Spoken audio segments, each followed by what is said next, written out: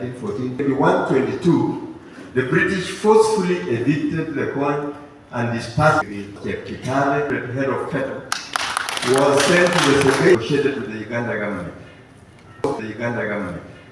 Property, our people lost everything.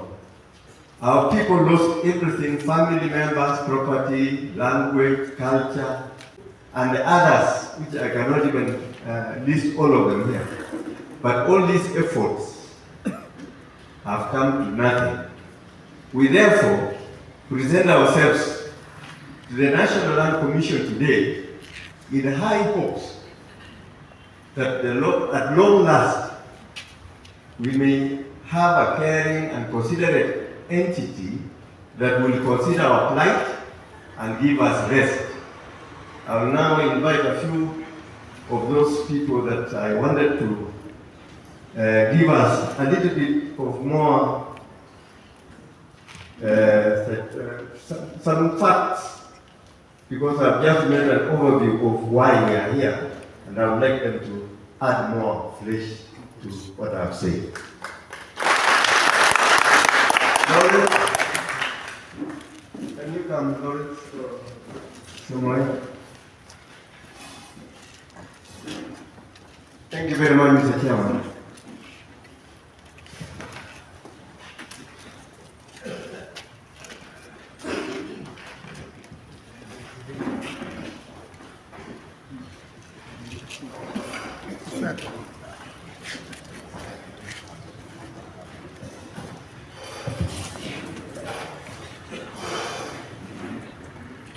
Mimi Lawrence Kiboi Kimutai naapa ya kwamba maneno ambayo nitakayosema mbele ya hii tume ni ya kweli, ni kweli mtupu. Mwenyezi Mungu nisaidie. So, Chairman, National Land Commission, I want to take this opportunity on behalf of the Koony community first to do an introduction. That my name is Lawrence Kiboi Kimutai. I'm a member of Koony community, and that the way we have designed our presentation today, that we will have a few of us making a presentation on behalf of 4 claims which are under investigation. So maybe to begin with, when we got this invitation, there were some instructions which we were given that we were to serve those people who were to respond to our claims. So, Mr. Chairman, if you'll allow me to present before you the letters of service to those institutions that we want to serve.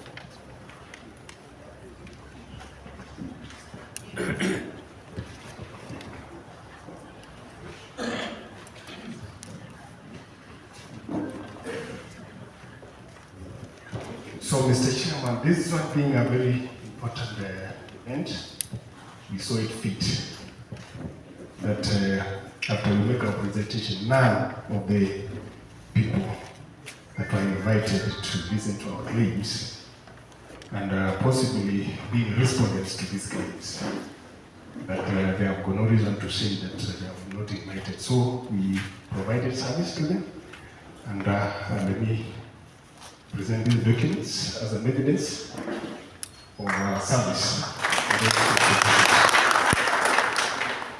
So, you'll allow me also to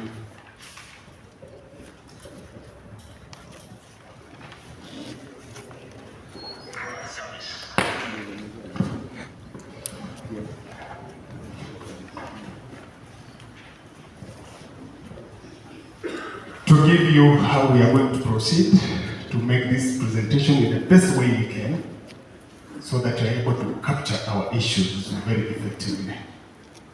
That we have split this presentation into two.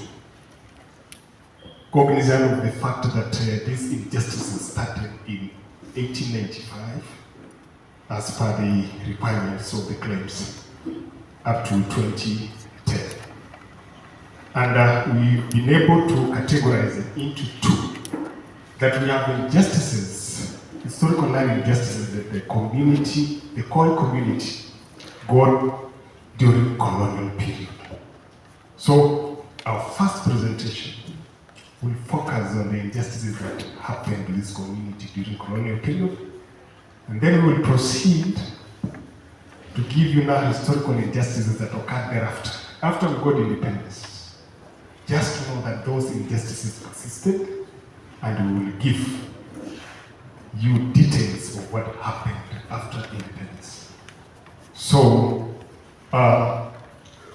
we have put there a projector, and at some point we will be able to show you some of the evidence and the materials that we have to support our claims. So, and this presentation, I will be doing it together with my brother. I think he's seated at that corner, who will present this together. And we have other elders who, after we make our presentation, I think they will make comments on pertinent issues. Then to close up, we will have one of the persons who has been very key in making these claims, under which the first two claims we mentioned were presented before this commission, and we will give him time also to make that last presentation. So if you allow me, for instance of time, to go now straight into the issues. First, Mr. Chairman, I want to give you details now of first who we are in relation to the claims in question. Because we are seated here today and we are laying claims on land. Because when you claim that your property has been lost or an animal has been lost, you have to identify yourself in relation to that property.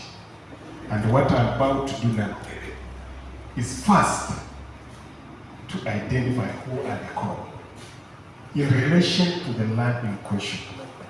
And we will go into details to describe what is that claim or what is that land we are talking about. So, we want to introduce ourselves. The Koy, who are the Koy? The Koy are the indigenous people of this place called Mount Elgon, and more specifically, Trans Nzoia, the area which we want to lay claim before you today.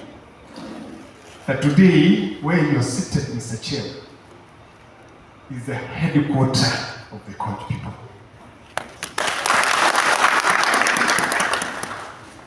And we will give you evidence to that effect. That our leadership as Koy, it started from here. That our leader, Chief Arab Kassis, who we are going to give the chronological events under which he was removed from his headquarters. That Mr. Chairman, when the colonialist came here and evicted, our Chief Kassis was just living some 200 meters from here at the district hospital where his home was, and he was displaced from there. So, we want to make further evidence for you to be able to know who we are in relation to this land. So, there are historical events and there are documented evidence. First of who we are, then secondly, who are we in relation to this land? And I just want to highlight, because those days when colonialists came to Kenya, most of Africans were not able to read and write, so nothing was documented at that point in time. But I want to make a reference to one of the persons who traversed this mountain. His name was called Oblip, who has described us very effectively on who we are in relation to this land. So I want the person who stood in that computer to give us a map, because we want to describe ourselves through this guy who has documented our history, and it is on record of who we are. So you see that map there, Mr. Chair. That map at the center there is Mount Elgon. On the lower side is probably Trans Nzoia is somewhere around there. You see that red line. That is the journey in 1897, hopefully traversing around Mount Elgon. You see how he moved? He went round, and this is the guy who was described who they call. And we have so many materials we cannot display. I believe if we had enough time, we will go deeper into this history about this guy. So we will go to the next map, because that is just a rough idea of how we traverse around the mountain. There are also other areas he moved. He moved on the Kenyan side. Remember, this was around 1897? 1896, yes. So, just give me the other map on the areas he moved around while he was on the Kenyan side.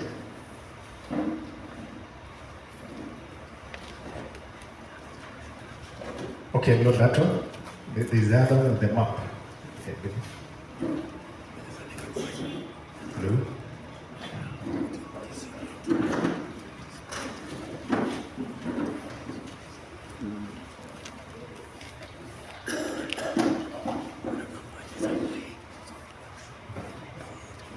Okay, thank you. There are other maps which he showed, which I think we will present before you, Mr. Chairman, on the areas this man moved while he was moving around Mount Elgon. We have other writers who have written a lot of information about our community around Mount Elgon. And in summary, I want to show you that map. This is still his work. Just show me the area around Mount Elgon.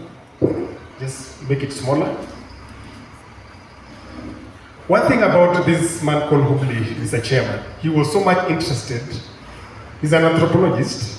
He was so much interested on the communities and the tribes living around the Elgon region, that in summary, by the end of his traversing Mount Elgon and other places, he came up with this map, and he identified what is called the Nandi-speaking groups. Actually, we are among the Nandi-speaking groups. So you can see the yellow part there is actually the Nandi-speaking groups, which spread down to the lower zones. So at the end of the day, I want you to take notice that the area we are claiming, we are the indigenous community here.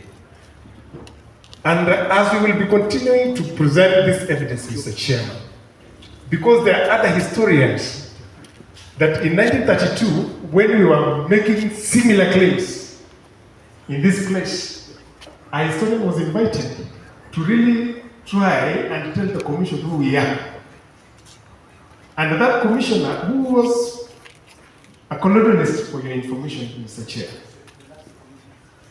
yes, that he made a description of who Koonyradio. And we will be giving you that evidence, that he made a very accurate description of who we are. And what is saying that we have lived here thousands and thousands of years. And to let you know again, Mr. Chair, that if you go into the history books, East Africa is the cradle of mankind.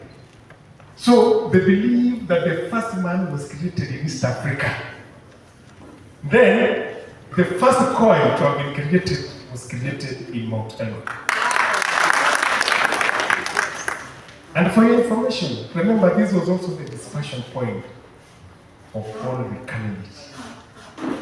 And that map actually gives you a glimpse of how the Mount Elgon was able to balk all other candidates. So, in other words, when you hear, and it is a common word that is being used everywhere,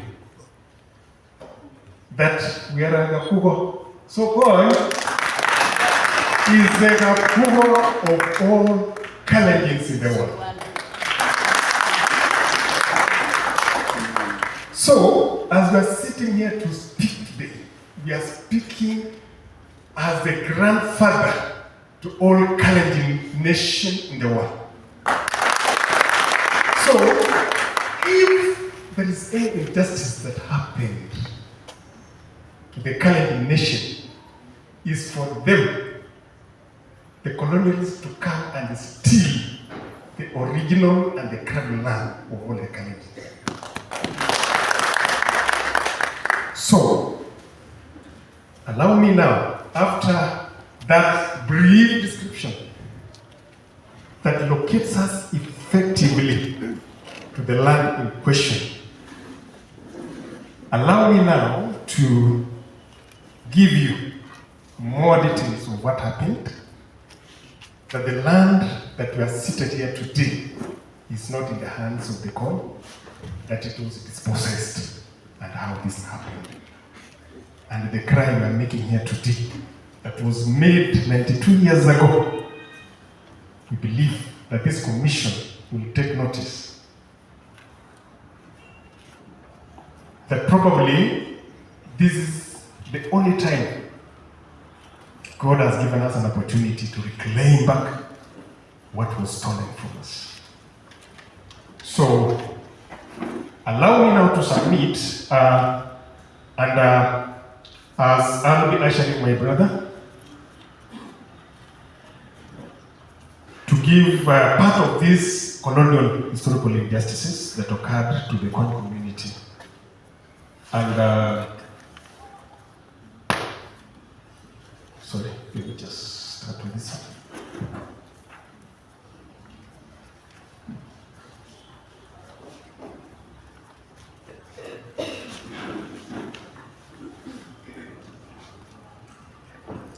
Yes. Now, we all know what happened when colonialists came to Kenya. That their main interest was land. And that Kenya, which later became a colony, initially around 1902, this area where you're seated today was under Uganda protectorate. That Naivasha was the boundary. What then became East African colony, that boundary was then moved around 1902, and it was moved from Naivasha to bisect Mount Elgon into two. We have a map to that effect. And I want to let you know, Mr. Chair, that the motivation of the colonial administration to provide administrative units and to provide for boundaries was the land. So any motivation of putting any boundary, it was for them to seize land. And Trans Nzoia became one of the targets. Remember, the first explorers who explored this mountain, including Hope himself, remember, he was breathing the colonial administration. And at one time, one of the colonial administrators, when he was traversing this place, he made a report and said, this place which they had cited, Trans Nzoia, was fit for a white man's country. He came and he got amazed. He looked around and he looked and he saw the land that they thought it is fit for the British. So, then the British colony now began bringing the land policies and what was popularly known as the Crown Land Ordinance of 1902. And 1904, that was to declare land that is, according to them, it is not being used, to declare it a crown land. So, that ordinance is what the colonialists used while they were going around to seize land. And after establishing administrative units, and there's enough evidence to prove the motivation that they used to demarcate what is now called Trans Nzoia County, which then during colonial period, it was called Trans Nzoia District. So, Trans Nzoia District, which I want you to mark it as an area of our claim. And currently, Trans Nzoia County is an area the colonialists marked for seizure, and using the ordinance policy, that is how they managed to establish a boundary, call it Trans Nzoia District, and eventually it is what now became the White Highlands.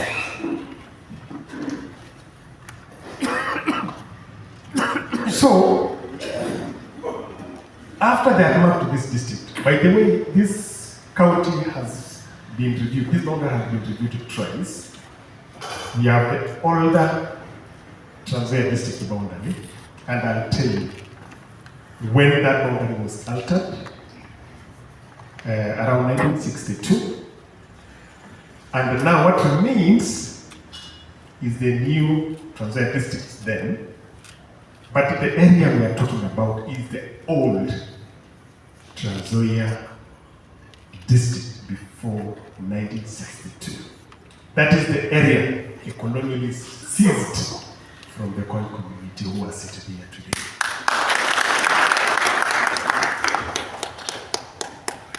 Now, there are events that followed.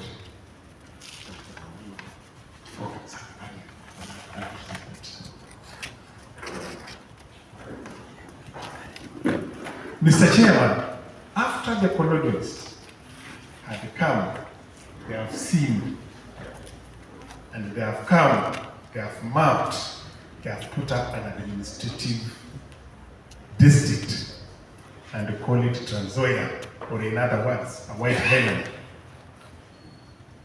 They began now the process of seizing this land.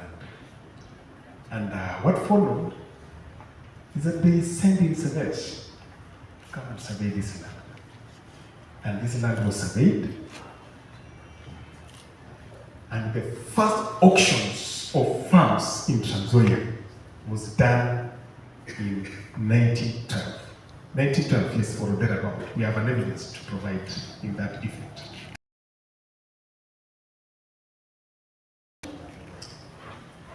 And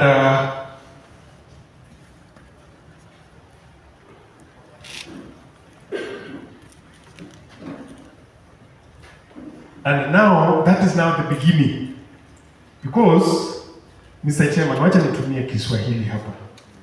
Mtu amekuja in your territory, amekuja kwa shamba lako, amekuja ameangalia, alafu anatafuta the most fertile part of your land, alafu anaweka mipaka in form of administrative units.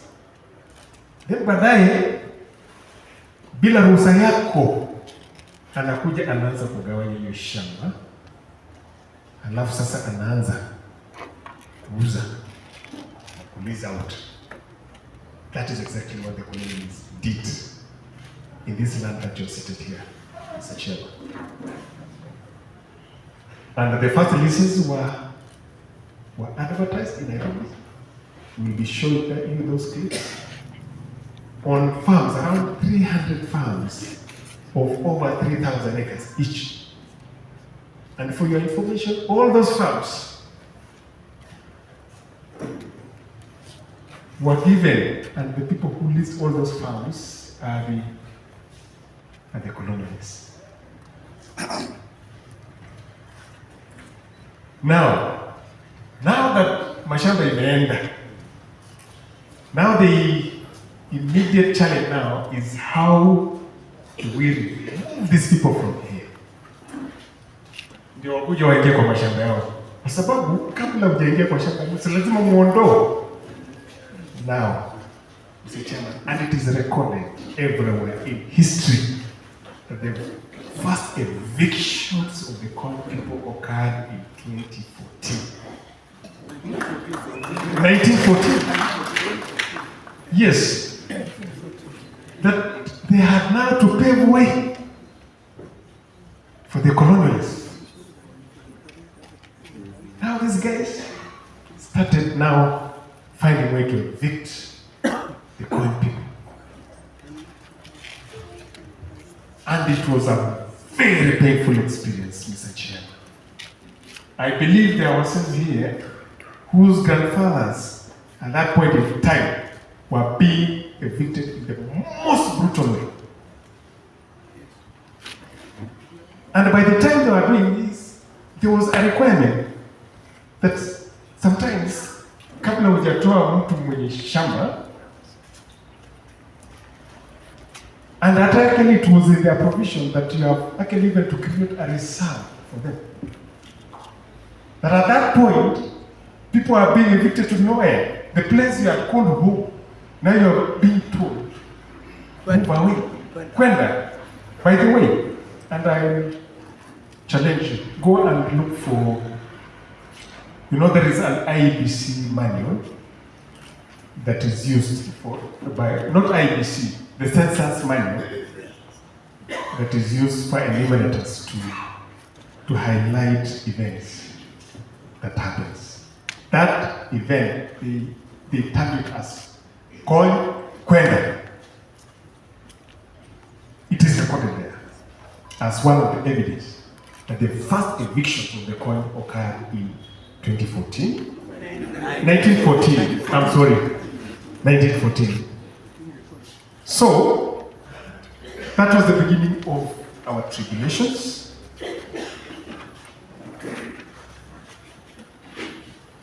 Now, these people were changing policies and ordinances to favor them and to facilitate their cessation for land. Now, because they were really to find a way of managing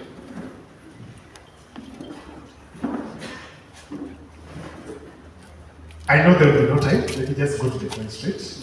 Those things I know, the commission knows them anyway. That new ordinances were introduced that were now to manage probably those Koon who was living within the settlement areas for the white settlers. And these were to introduce now issues of taxation, issues of permits. They introduced something called blue. So that for those ones who probably, for some reason, were not able to be evicted and there would be the territories of the colonialists, they had to comply with some rules. And that if you are to move, they will give you what is called one-way permit. That is also another way of evicting. Unaambiwa, Sasa ukitaka kuhamisha ng'ombe kwenda hivi, wanakupatia permit ya kwenda one way. Ukienda hivi, no coming back. So that was also some of the strategies the colonialists were using. And some Aussies who are here, we have those permits even with us. Some of Aussies retain those permits, and we will be presenting before this commission as an evidence that this is one way that we are being told go.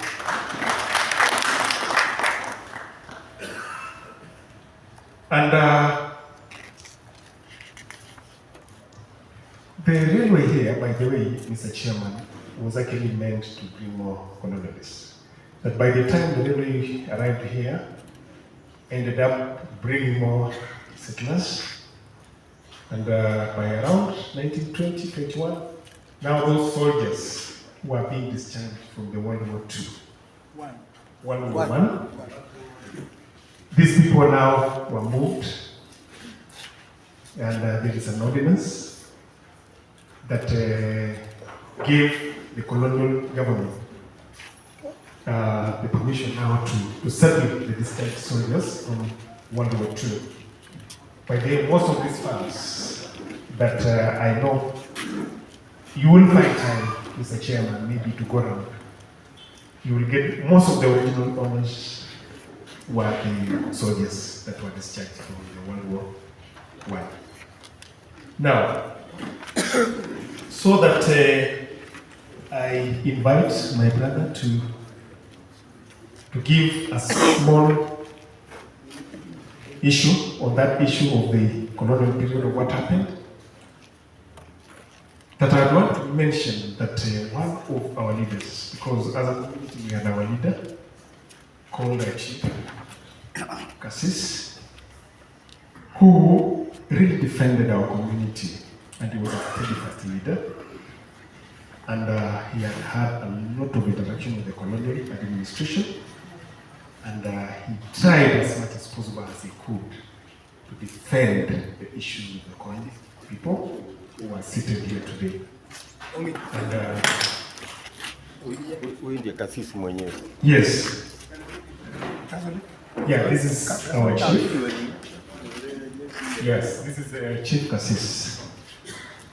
This man, we will tell you a lot of stories about this man. This was the leader of the Koonyradio. And Mr. Chair, the person holding this photo before you is one of the grandsons of this chief. And one of the grandsons also is here today. And just stand up. These are the grandsons of this museum. Our leader, Chief Cassis. On history books, is a person who really defended and tried to fight for this country. This is a man who appeared a commission similar to this one in 1932. What was called the Carter Land Commission. So, I want to invite now one of the grandsons, because sometimes it is good when the story is told through the person whose grandson was involved, it will come out in a very nice way. So I want to invite one of his grandsons of this museum to tell us what happened.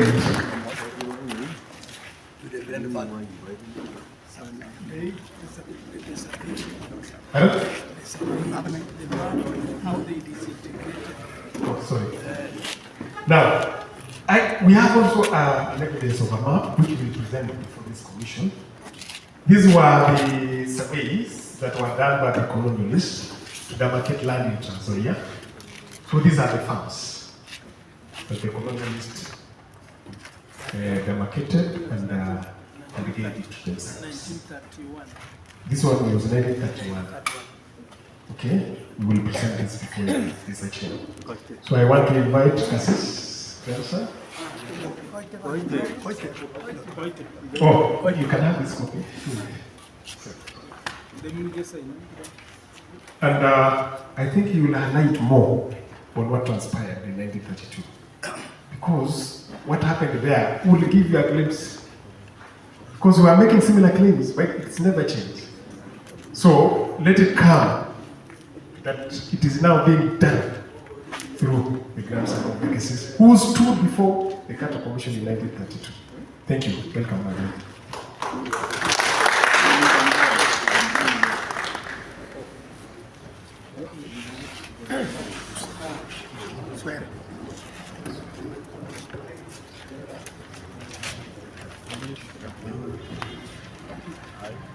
I, Charles Samuel Arap Cassis, do solemnly swear that what I state before this commission is the truth and the only truth, so help me God.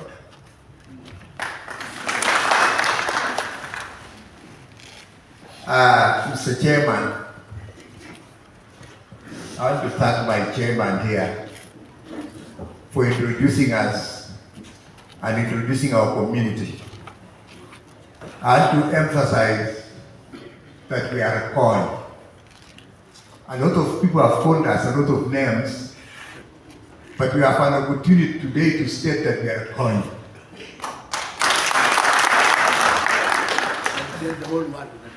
Today is a very interesting day.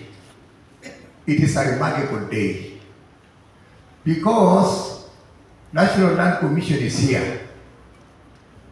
But 92 years ago, on the 8th of October 1932, which is 92 years, the same community was here to do the same thing that we are doing today, claiming their land, which was taken away from them by the whites, by the colonial government.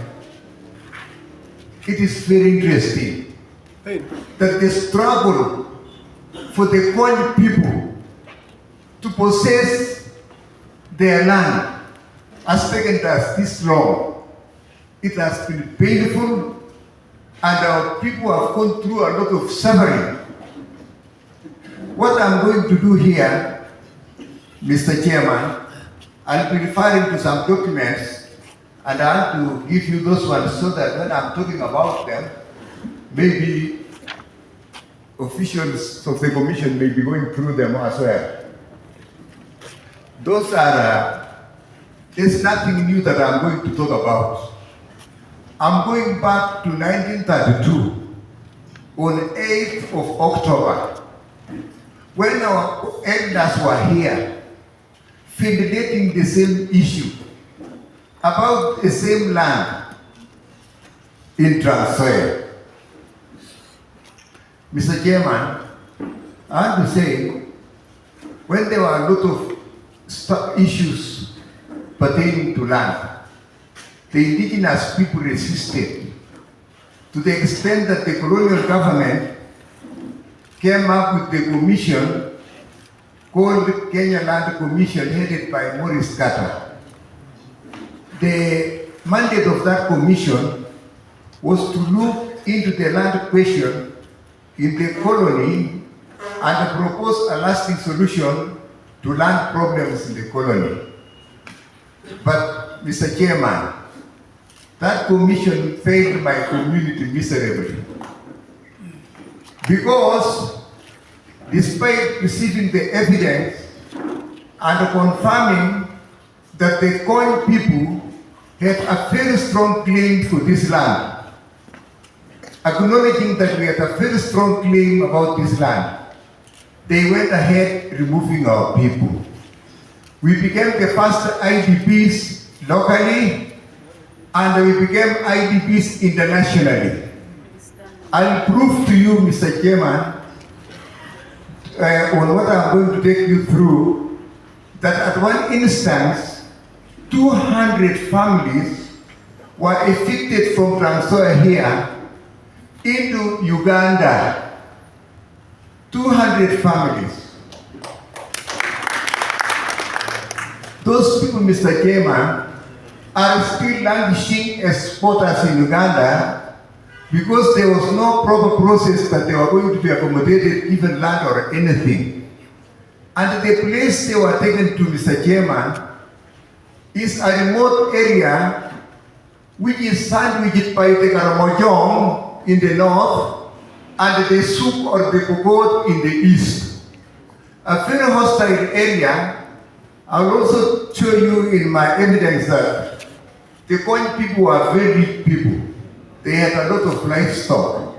But when they were ejected into that hostile place, they lost all that they had, that is livestock. The Karamojong like livestock. The Pokot like livestock. We were reduced to nothing, Mr. Chairman. Our people have not gone to school. They have no health, facilities. They have no nothing. We have not. I'm talking to you, but I've never gone to university because of that problem. The continuation of the problem. Mr. Chairman, as I said before, that there is nothing new that I'm going to talk about. I'll take you through volume 2, which I've given you a copy of the evidence of the elders, the Koony elders, before the commission in 1932. I'm specifically taking you through the evidence given by Chief Rapkasis in page 2080.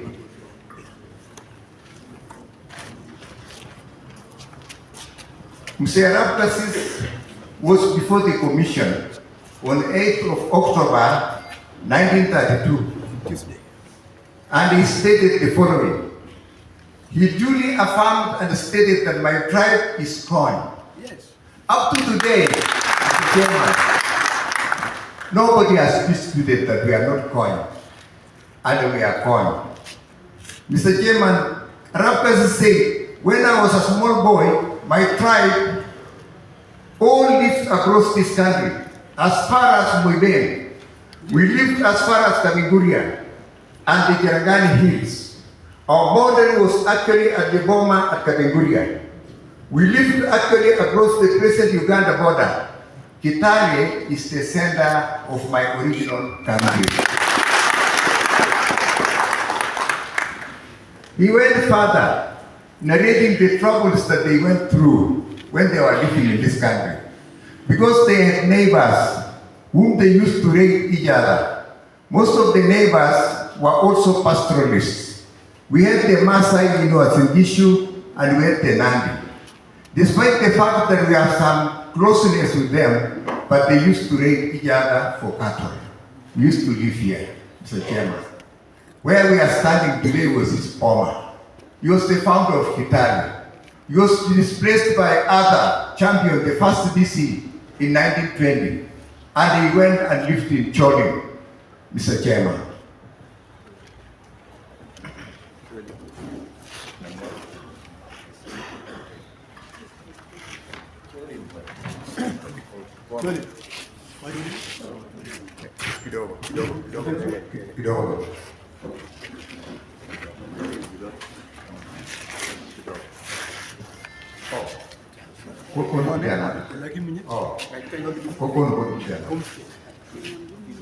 Now, when he was forced out of Kitale to pave way for the DC, the first DC in Kitale won a champion, he went and lived in this other home in Cholim.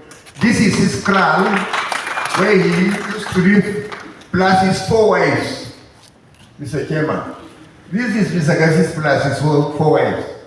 But unfortunately, they followed him up to there again, and they removed him from there.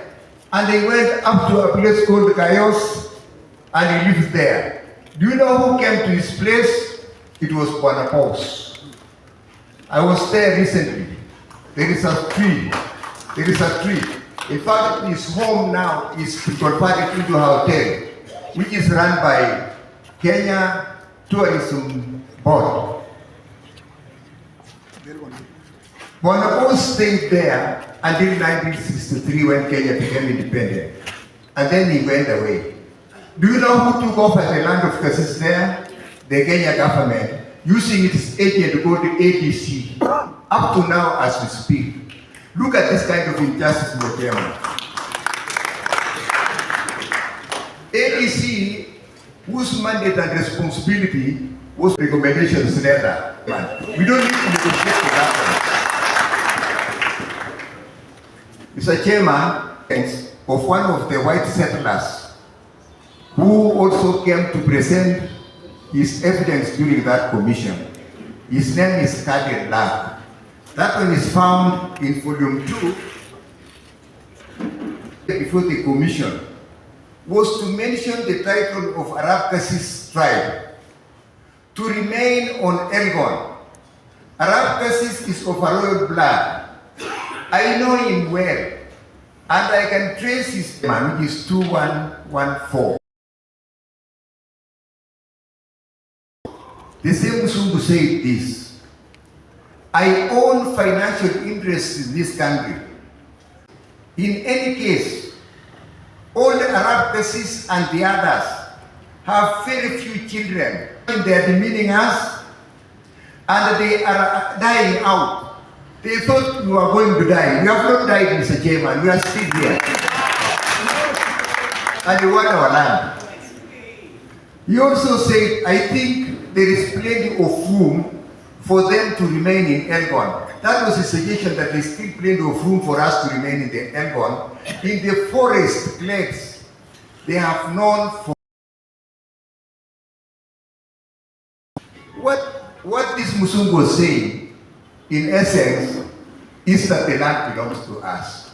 So, Mr. Chairman, when you retreat back to do your analysis, give us our land.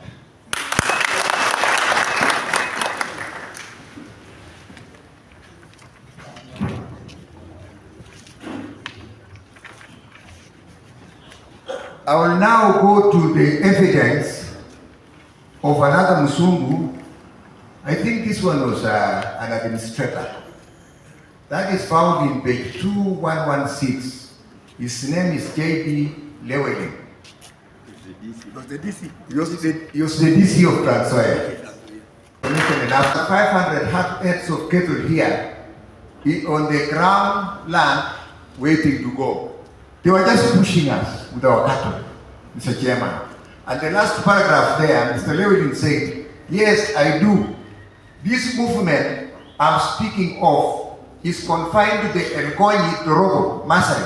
It appears to me that the Elgonyi lived between the Wasinigishu, who were south Nugochini, of the Nzoya, and the Sebei tribes of the north. Those ones are there. So we were sandwiched between the Masai in the Nzoya and the Sebei, which is Transoya, Mr. Chairman.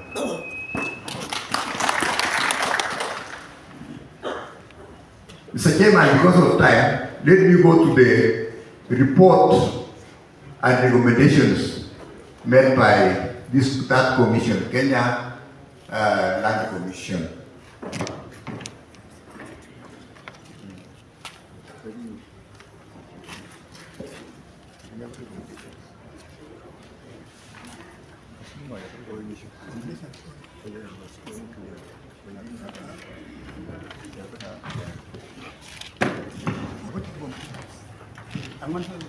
That is the copy for a report copy of 1933-34.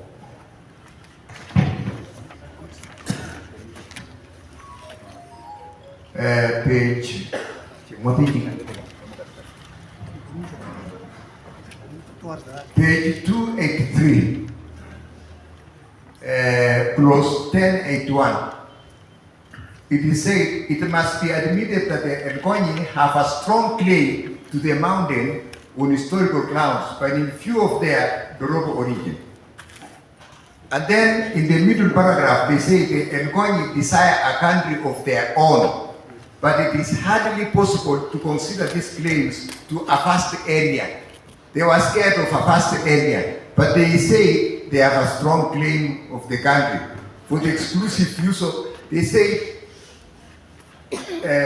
but it is hardly possible to consider these claims to a vast area of a country for the exclusive use of a small and a possibly dying tribe. They are still repeating that we are going to die, Mr. Chairman. Ilikuwa tu ni provocation ya kukasirisha sisi tuende. Close 1084.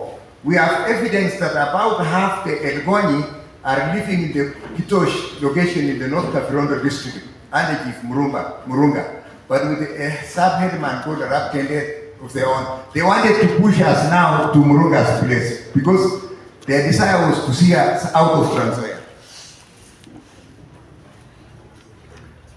The last paragraph in that page, that is 1086, with the possible exception of the alienated farms in the Kitale district, it does not appear that the Elgonyi have been dispossessed of any land to which they are in equity and justice entitled, but they have no country which they can call their own, unless the Sebei country comes within the category. No. The Sebei are people living in Uganda.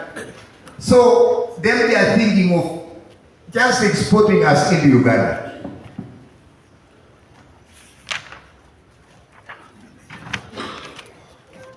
Mr. Chairman, I want to go to 1087. Our recommendations are as follows. If you are there, let me read what they say. That the policy of the administration of moving the Elgonyi from the alienated farms should be continued unless they become squatters under the usual arranged agreement that the question of compensation be considered. Now they are forcing us to be squatters or to be compensated. Can you imagine this injustice, Mr. Chairman? We recommend that such of them have, no, let me go to recommendation number 2, that the Uganda government be approached on the question of accommodating more of the Elgonyi, meaning that some had been taken there, of accommodating more of the Elgonyi in this territory.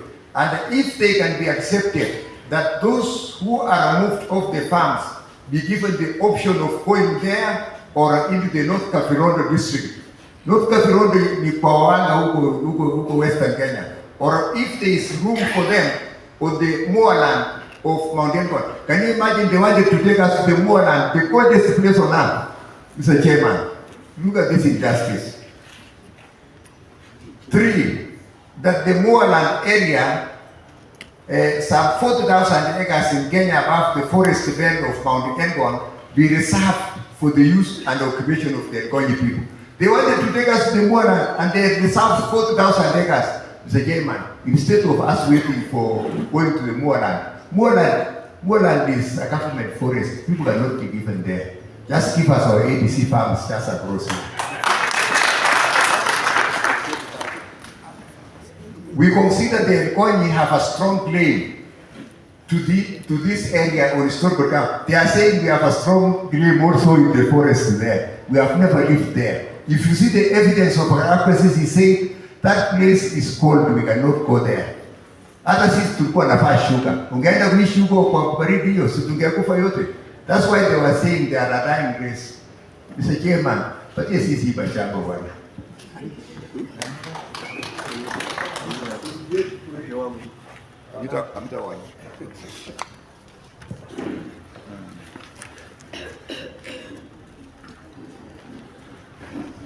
It is still removing the Elgon compensation.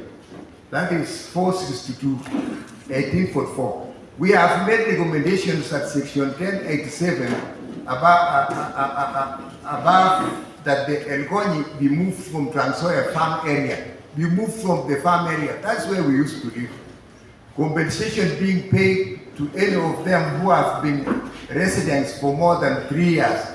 After the compensation has been paid and the move has taken place, any private rights which they may have could equitably be extinguished.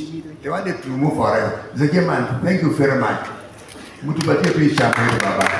Asante.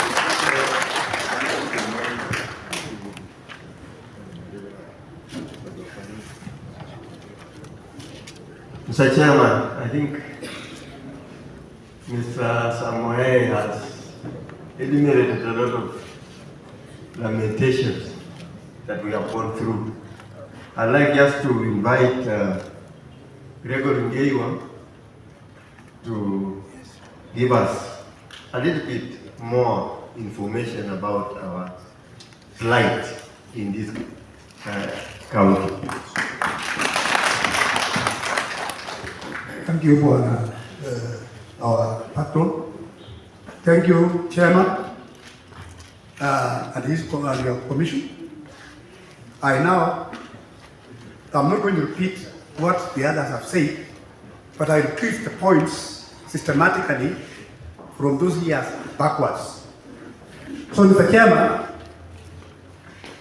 in our presentations that we served you, there is a place for sources of information or references, and most of those books, or all of those books, could be contained here.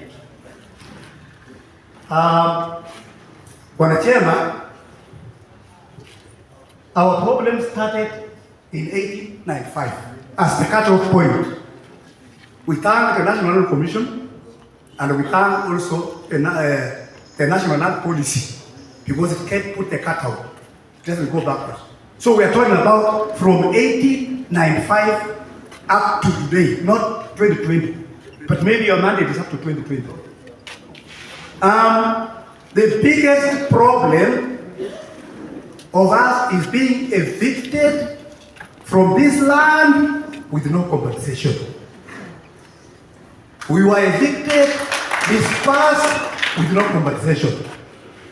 We were not allotted a reserve like the others.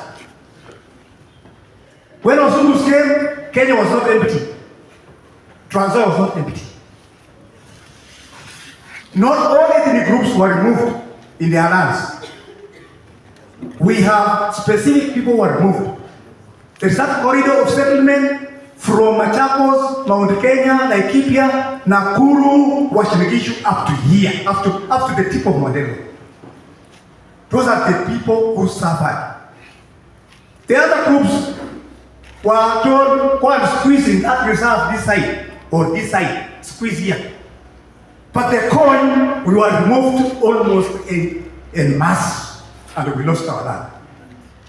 We were pastoralists, owning lots of animals.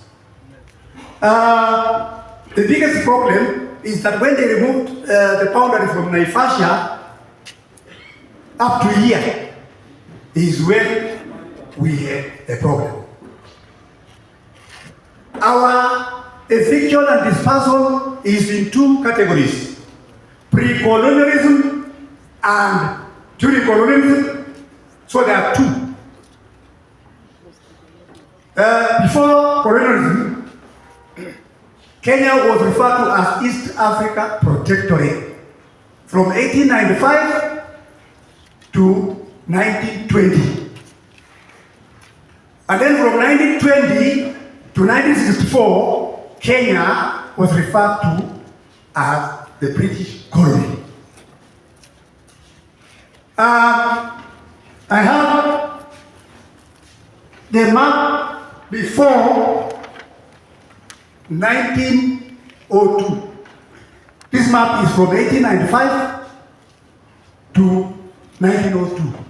You can put a screen one. Am I sorry? Okay, so get the gem. Kenya was up to Naivasha, then the group of Orlekiga. All the tribes on this side, they were not in Kenya. We were in the eastern province of Uganda. So, from 1902 is when the current map came in, and it divided our mountain into two, so that we were now in Uganda, but some of us, and others in Kenya. This one shows the current map, showing our mountain divided into two. That is why our brothers and sisters, there's a bay and Uganda. That is why that map exists. To make it worse, the Kenyan side, they divided this mountain again into two. walikuwa na kitu mbaya sana. Sijui walikuwa na kitu gani. So that some of us were left in the former Nyanza province. Ilikuja kakata na ndio hivi. Alafu hapa ilikuwa inaitwa Naivasha province. Naivasha province. And you can see roughly a thin line hapo kwa inaweka model goal. Hiyo ilikuwa kawanya sisi minority people, then you make it again more smaller and smaller and few.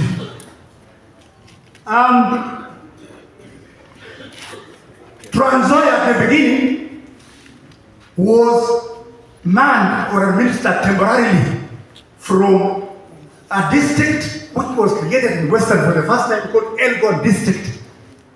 Elgon District is our name. And that district was the whole of Western Province up to Lake Victoria. It was called from 1902 to 1910, Elgon District. And Trans Nzoia was being administered temporarily from that side.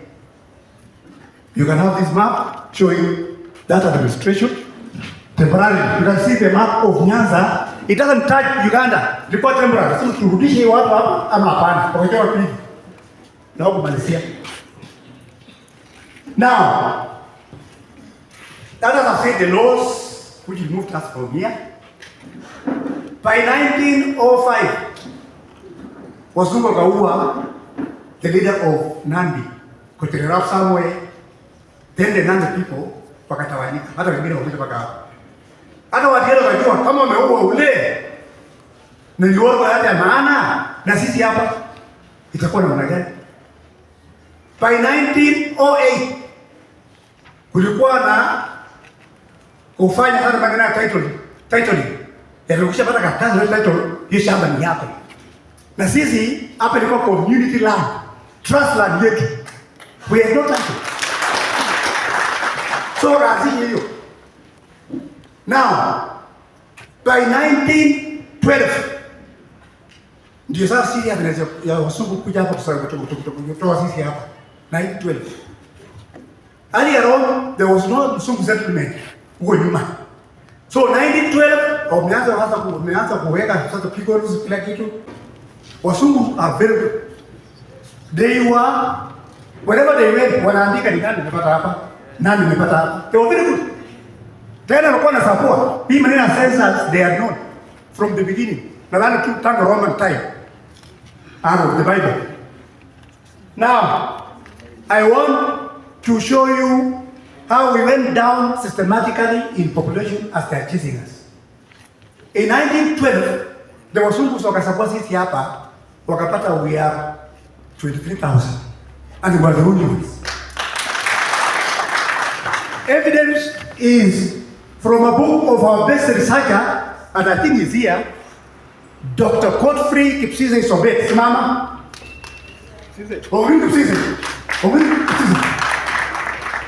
So, in his book, The Support and the Struggle for Land Justice, I may enumerate how many are we have achieved. How many were we? 23,000. Now, since Trans Nzoia was being administered from Nyanza province, and Wasungu ya pande ya Nyanza plus the PC. PC in 1912 akatuma DC yake kwenye reparting DC pale Mumias. The Elgon district has been changed now to Mumias district from 1910 to 1914. So akatuma Colonel Watkins. Hebu enda hapo Trans Nzoia, iko shamba msuru huko. Tafikia hoja ya kodi pale na sasa hao kidogo. Walikuwa wamesema sisi tutapewa kwa mlima kutoka Kambuyo River up to Swamp River, kwa hiyo mlima juu hivi. Ndio ilikuwa imepewa sisi reserve yetu. They suggested that. But something nasema hii watu tutoe tu. Ndio nikasikia 1914 kwenda operation. So 1914 up to 1916, our wazee were removed brutally. They had were banned, granaries were banned, animals were confiscated from them, na watu wakatoka. That time walikuwa naenda either North Kavirondo or to the West Pokot, Elgeyo Marakwet. So we became the first internally displaced person in Kenya. You know what I mean?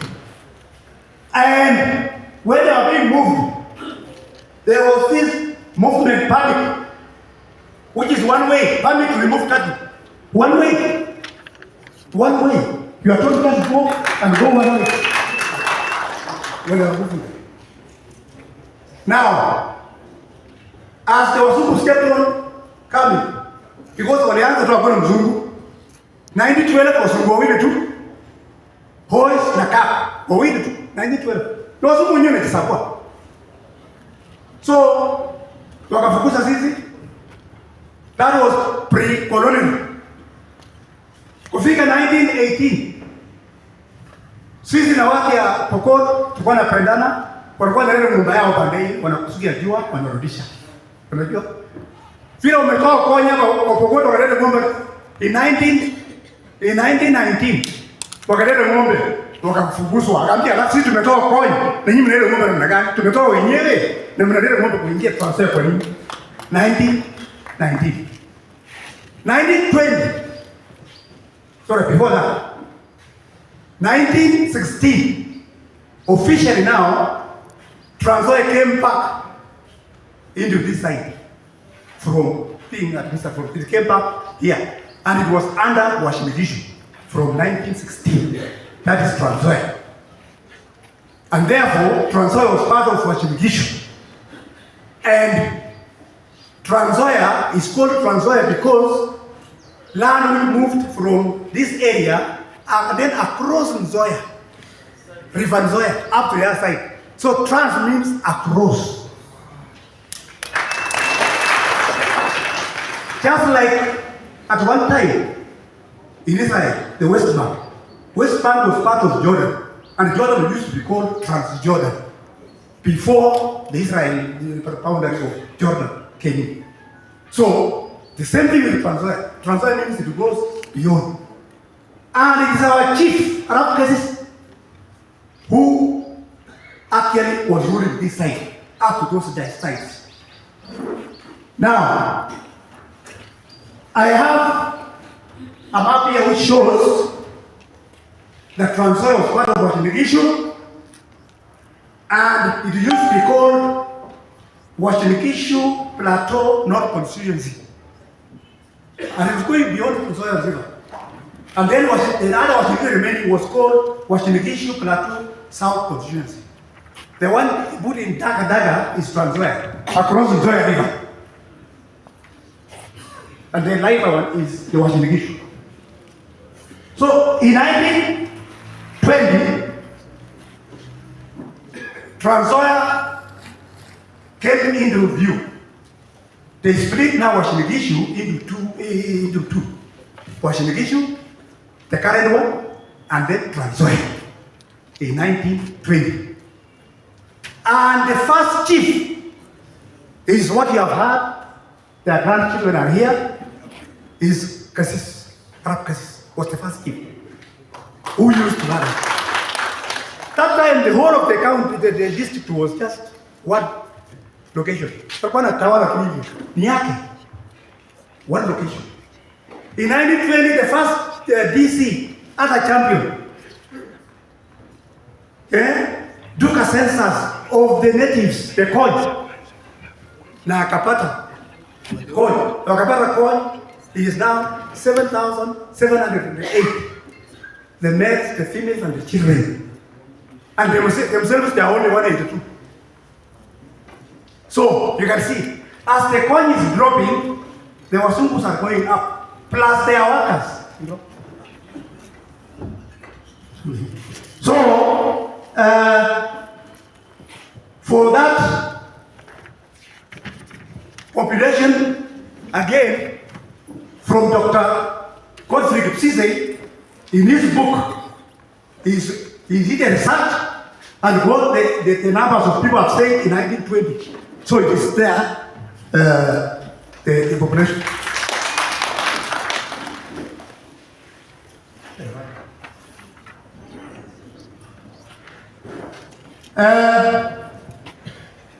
So they kept on chasing us. The most brutal time was also 1921 and 1922. Is when now they removed the majority of us, of our people, on the mountain, the Trans-Nzoia mountain. You know Mount Elgon is divided into two. Iko ya Bungoma, which is western, na iko ya Trans-Nzoia, which is Rift Valley now, or the former Rift Valley. So Trans-Nzoia is not in western. I heard you yesterday saying, it is not the total. Iko part ya Padai. Mount Elgon National Park is in Trans-Nzoia, yet it is in Mount Elgon. By 1924, our people had now known that we are going. Now that we have moved people from the plains of the plateau Chekwele hapa, wametoa. Wakaenda wakatoa ilikuwa imepaka kwa mlima, wakatoa. So by 1924, our people had protest songs, wakaimba. So kuna wimbo unaitwa Chepapa Koony Song of Dispersion. But Chairman, if they start singing in this house, you will see people shedding tears. So I don't want people to shed tears. Because okay. So maneno ya reserve ilikuwa imetengenezwa Kenya, kuna reserve, hakuna sisi reserve. Wakaambia wazee tubuguza ng'ombe na kwa 5 na ukubali weka kitole ya blue. Ile ana kama ulikuwa na ng'ombe 200, 1000 toka. So our population kept on going down. In 1929, because of complaints of natives, wakatengeneza the Kenya Land Commission. Hiyo kuona maneno ya mashamba, tuone kama inawezekana turudishie wengine, fanye nini. Na hiyo commission ilikaa mpaka 1934. Ilikuwa not a short one. So our people again were removed as you have heard. The DC here, it was now Nzoia province. Akatoa people. Akasema during the commission, for about 1.5 years, nimetoa some 200 families waende here Uganda, Sebeiland in Uganda, plus 5,000 acres of cattle. They counted our people and the population.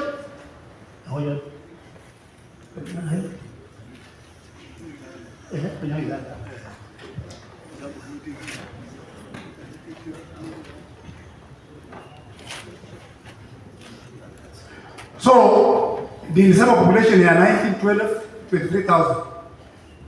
But also there were cattle, 40,000 cattle, and then 150,000 sheep and goats. So 1931, our population was in Trans-Nzoia 2,800. So 2,600, 900. Sorry. What am I? I'm confusing. 2,600. Sorry, 2,600. And in the moorland, we don't say that there was nobody in the moorland. We had our people in the moorland. They were okay. They are there. They were okay in the moorland. Only that they were chasing others from here to join them. And the okay were 900 for Trans-Nzoia side. And the coin on the lower side were 1,700 to make 2,600. In the north Kavirondo, those people who live in Kaptama, Kapsakoi, they were the same number, 2,600. Total 5,200 in 1932, our population dropped to 2,014. 1932. In that year, the livestock numbers had gone down to 7,570 and 1,824 sheep in the Moana. And then they continued chasing our people from 31, 32. Alafu wengi ndio wakaenda kasanjia Kapenguria, where I was born in 75 years ago. I'm now 75 and 3 days. By 1934, Super Kasabua, we became 1,900. So it kept on going down. When they were saying a dying race, they were saying that because wamefukuza waende wapoteleka place nyingine. Kwa assimilated. Ndio sasa wanasema dying race. We did not die. Walifukuza sisi tu. We did not die. Then in 1943, there is a map of East Africa which shows our code number of the Koony people. That time, we are coded 335, code number of the census or whatever, in Kenya. Then, we have also 1948. Ilikuwa mwisho kufukuza hizi hapa. When walienda Kapenguria, they were forced by the people there that if you have to live there, you have to take their culture. Wakafanya kitu cha sabana, kuruakatiwa, kuwekwa udongo kichwa na kutawanyiwa. And West Pokot now,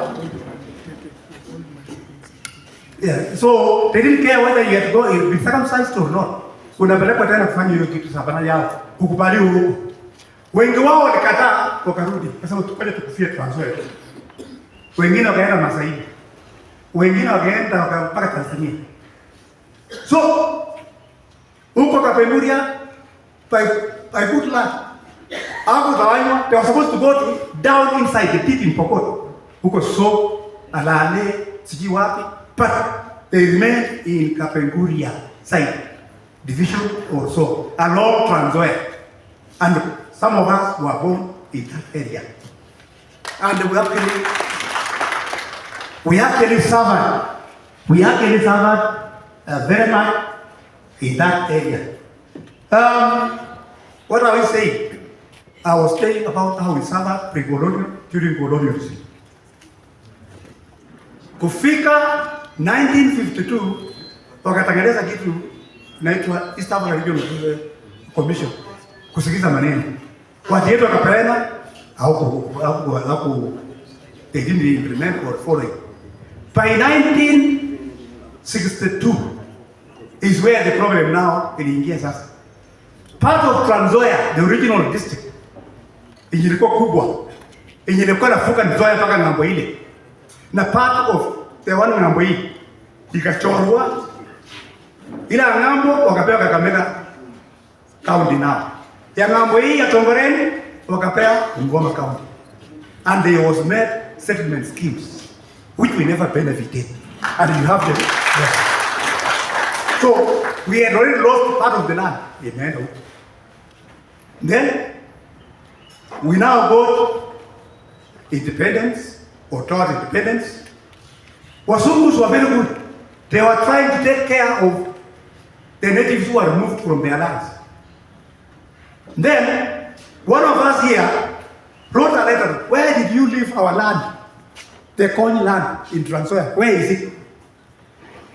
And it was replied, and it is here.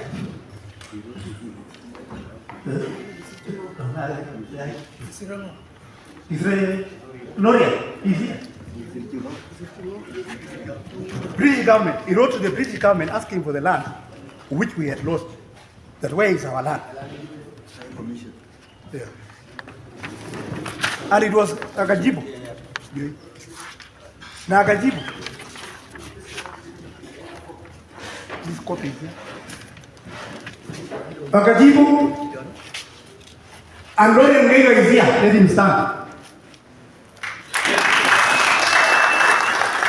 Wakajibu, we left 100 million US dollars to settle the claims. Ask your government. So, we are now asking them to hold the claim.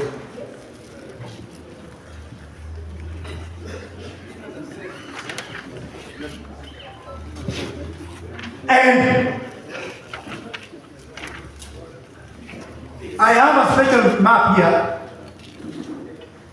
showing Rift Valley province of that time and its districts, of which other provinces have the same map. And this map shows what is the name of the district, which tribe, whose tribe is living in that district. This one they have written in figures. Number one is West Suk district, that's the name of the district. The tribe is Suk that time. It is called Pokot now. Number two, Transoya district. Which tribe? Europeans and the Koi. It continues. Marakwe. Whose tribe? Marakwe. Elgeo. Which tribe? Eyo. Nandi. Which tribe? Nandi. Wasinigishi. Which tribe? Europeans and Nandi. Baringo. Which tribe? Tuge and James. So, likewise, there was another one, Turkana was not in Rift Valley. There must be Turkana district for Turkanas, Kisi district for Kisis, Taita Taveta district for Taitas and Taveta. So it's given. You cannot change. You cannot change.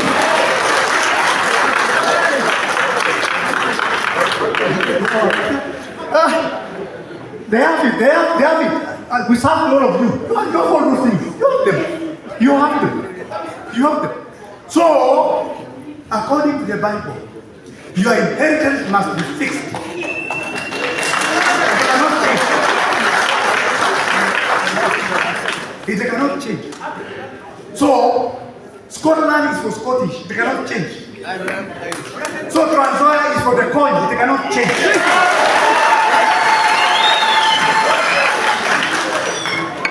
After independence, sir, Chairman, after independence, injustice is really after independence. There was this land transfer.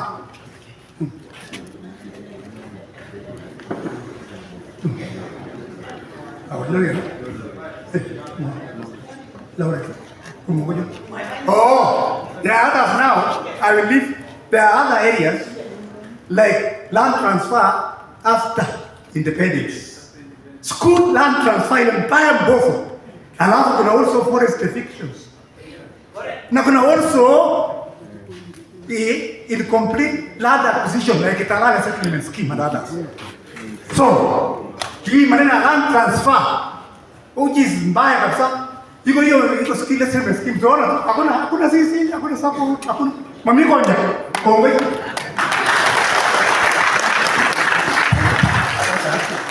You have spoken. What? Let me just clarify. You have spoken. Let me clarify, Mr. Chair, because we have. But first of all, you have spoken, correct? Yes, sir. And after you spoke, you gave it to somebody else. Yes. Somewhere, yes. So, why do you want to come back again?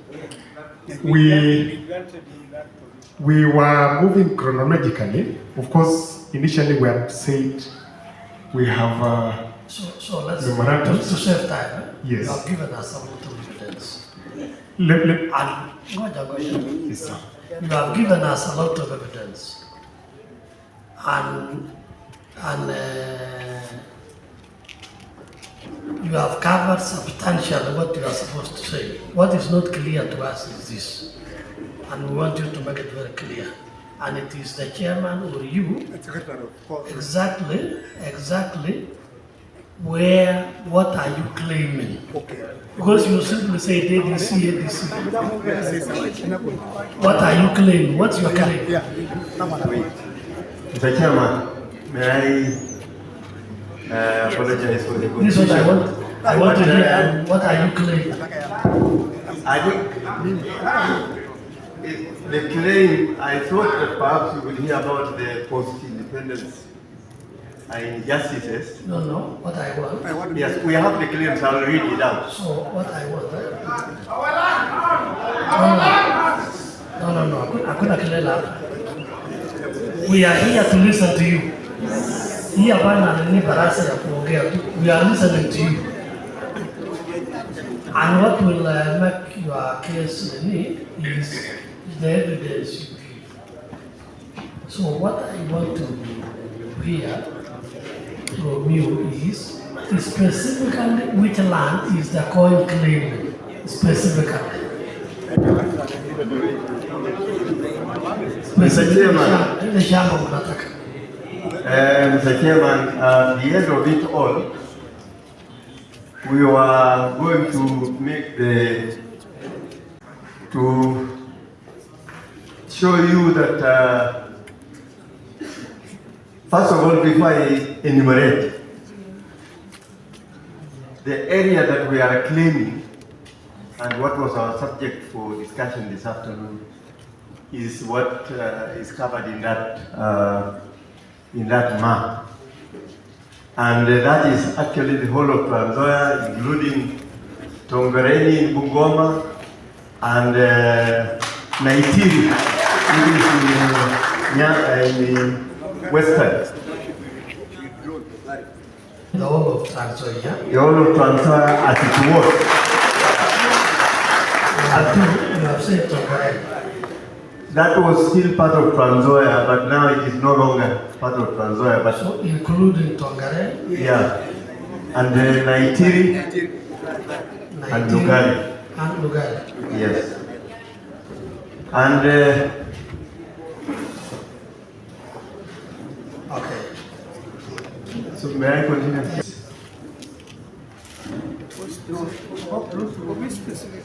This map is close to 1 million acres.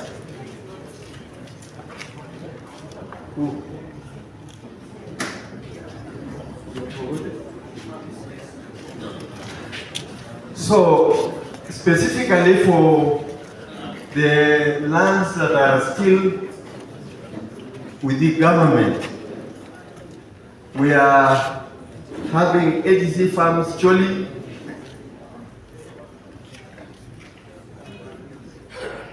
ADC Olngatongo,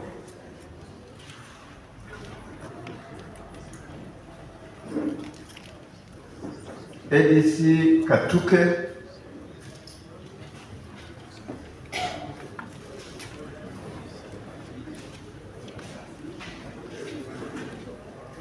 ADC 9,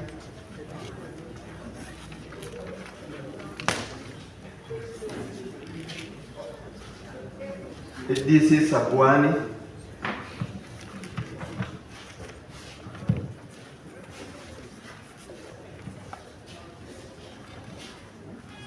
ADC Japata,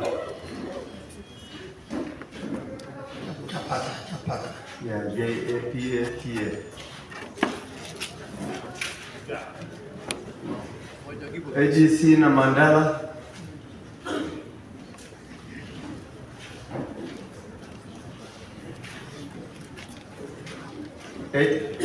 ADC Swamp Orchard, Yepchoida,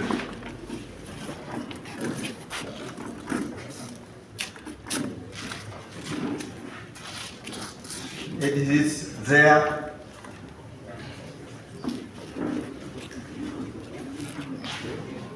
and during the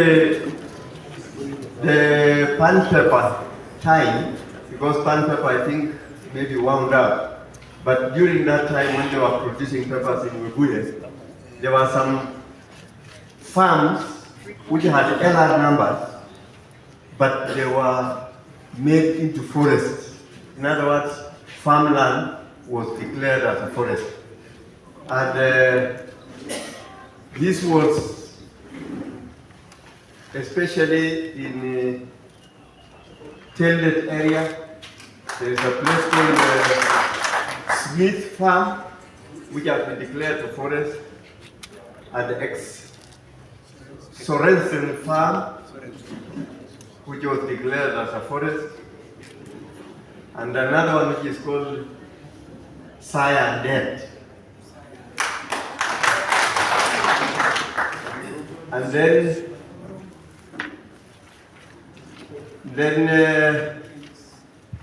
there are some titles here, and the names are there. That's like 5 kilometers strip in Mount Elgon Forest.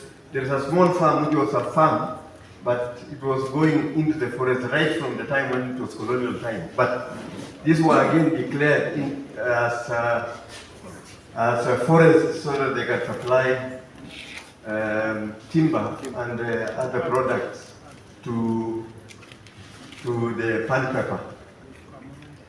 Just a moment. Just a moment. Yes. There was. We have had a forest called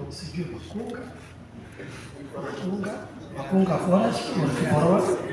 We want to hear that. What is it? Is there any relationship? Is there any relationship, Chairman? Yes. Is there any relationship with what we are talking about, Midland, Cyanide,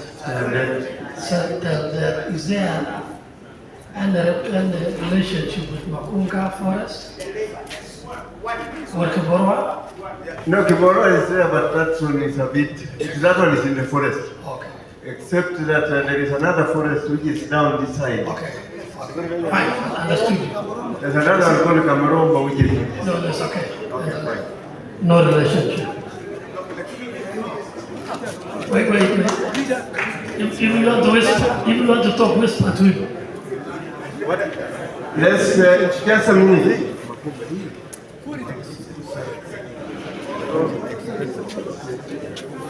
I'm informed that Makunga is the ex-Sorensen. So that one is Makunga. The same land. Okay. Okay.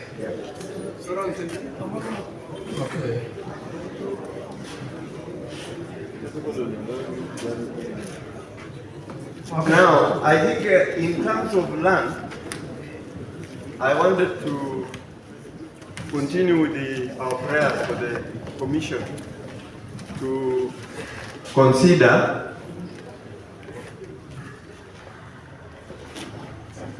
that the Commission and the Government of Kenya finds that the land claimed belongs to Koy. That's what we would like you to take it as, that the land we are claiming belongs to Koy.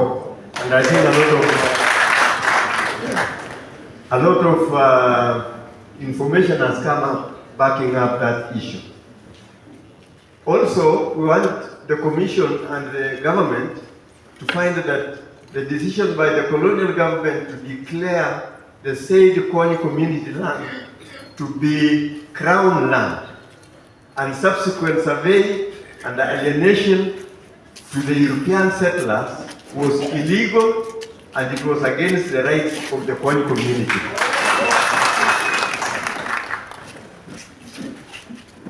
The next one is the Commission and the Government of Kenya. We pray that they find and acknowledge that no compensation in any form was given to Koy community for the forceful alienation of their land.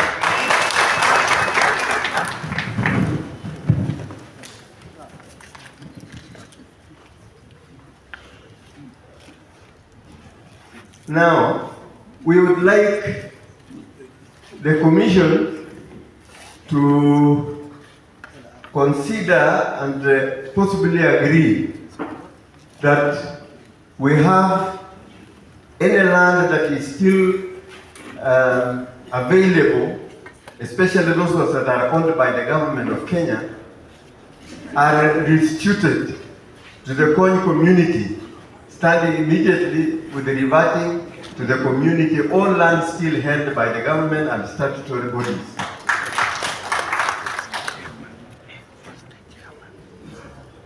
There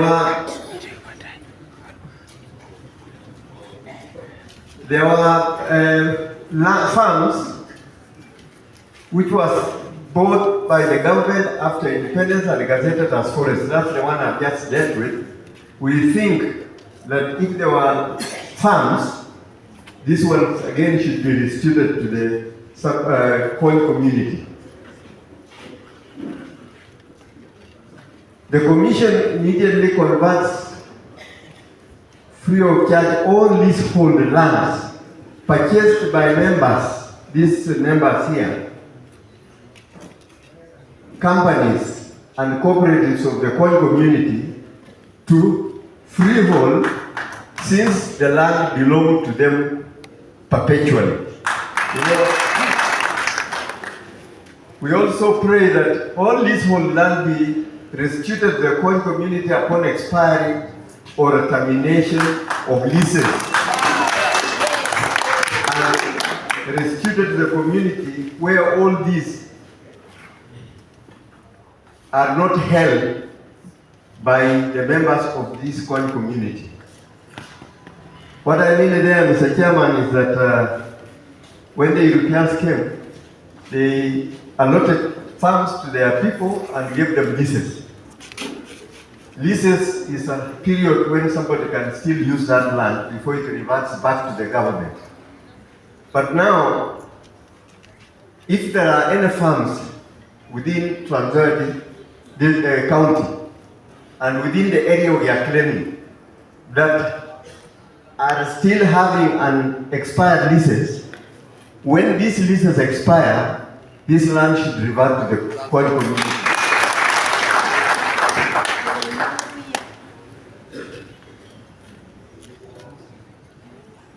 The other one is that the commission and the government agrees if we are asking for damages in case for what we have suffered, but if you can be able to give us the land, I think it will be we'll be friends again with the people who have wronged us before.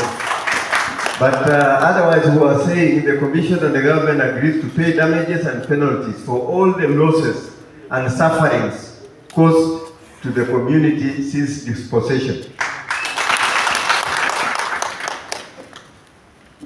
We also wish to request the commission and the government of Kenya to put in place legal, policy, and administrative measures to mitigate the negative effects suffered by the community, including affirmative action to improve literacy, health provision, infrastructure, and general development of the community. Because we have suffered for many years and excluded, and we have been just dealing with our problems. We have not gone to school, and we have not got any development within our region. The government also, to address marginalization of minority Koin community, it is minority because of that displacement. Otherwise, 23,000 in 1913 or 12, I don't think that we would be the same what we were counted in 2019. Through legislative, policy, and administrative means to ensure effective participation, representation of the community at the national and the county level, including political positions in government and appointing positions.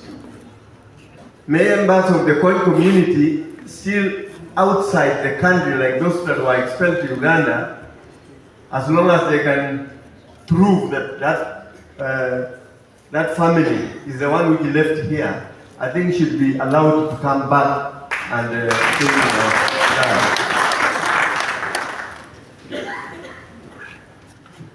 now that we missed all land allocation, even if I had allowed Lawrence, who had talked earlier, he wanted to show you that there was many schemes in Trans Nzoia County, and some of them were called Luya schemes, others were called, this place was settled to Kikuyu and Nandi and so forth. but you will not get any scheme which reads Koony has been settled here.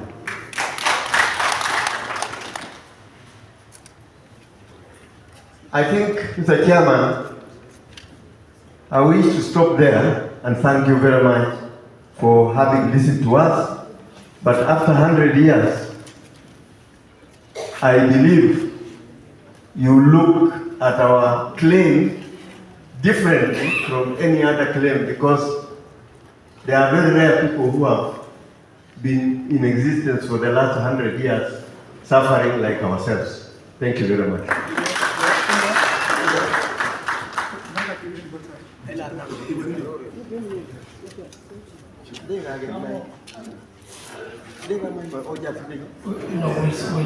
No, we'll assist you, just wait, we'll assist you. But now, in the Koony community, you have spent more than 2 hours prosecuting your case, but some of the points could have missed us. So I'm going to ask commissioners perhaps to get clarification from you on anything we never understood. So I'm just stand by. Thank you, Chair. I have two, I don't know if it's question or comment. One, maybe I just want to understand if Koony, is it Koony?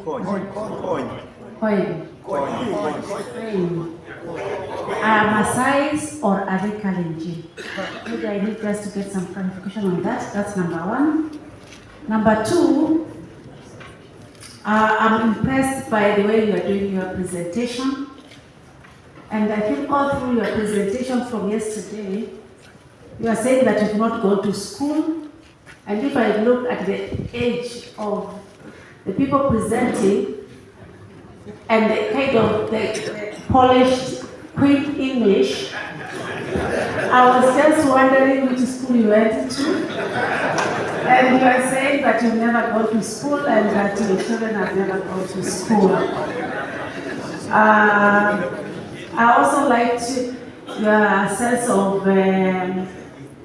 patriotism, where you've dug into history, into library, you've gotten colonial records and to support your claim.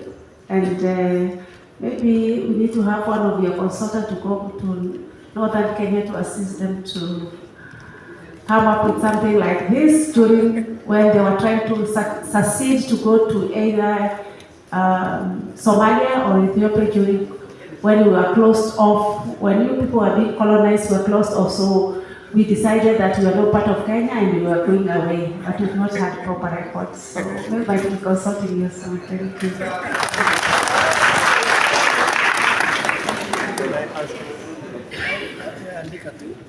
I'll give the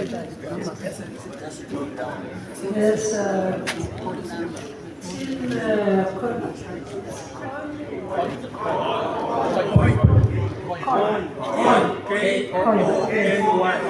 okay. Now, there are 4 different teams have presented the case, and you did so well. But what is the difference between these 4 groups? Are they the same family? Are they different families? Why are they presenting different cases of Koony when the tribe is one? And you said that the tribe of Koony is the grandfather of all Kalenjins, if I've heard you well. So I'm wondering why you are claiming to be different from the Kalenjins, while you are claiming also to be the grandfather of the Kalenjins. What is this Koony if they are not Kalenjins now? And you are saying they are the grandfathers, yet you are claiming something different from all the other Kalenjin groups. So please, can you enlighten me a bit on that one? I'm a bit confused. And what is your relationship to the Maasai, to the Luya, and to the other Kalenjins?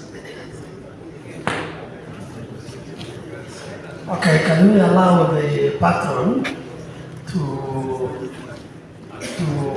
clarify for us those issues?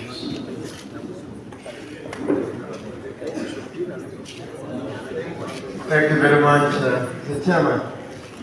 I think in terms of our ethnicity, we have even earlier on I described who Koony is, and I say Koony belongs to the Kalenjin community, where Tugen, Sigis, Nandi, and Marakwet, Pokot, Sengwet, and so forth. So we are a Kalenjin. Masai, we are not really Masai as such, but they were our neighbors earlier on when they were living across the river around Moy Street. They were living on the other side, that river, we were living on this side. So we had a lot of connection.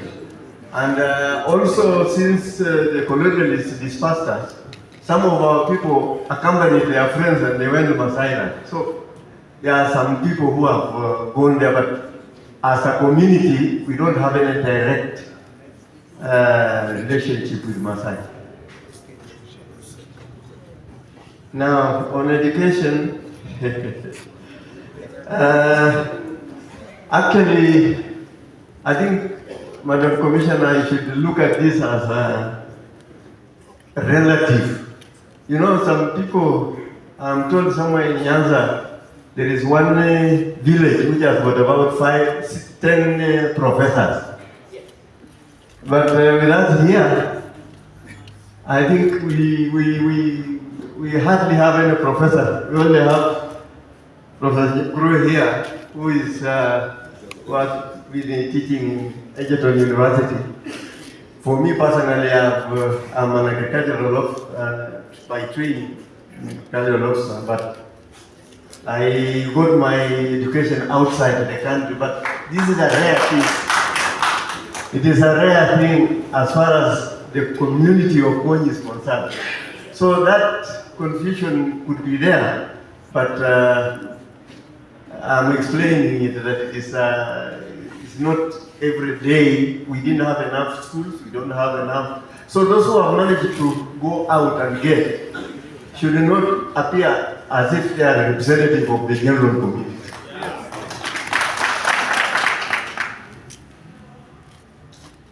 Now, this one of presenting same issues by more than one person or one group, I think we actually had four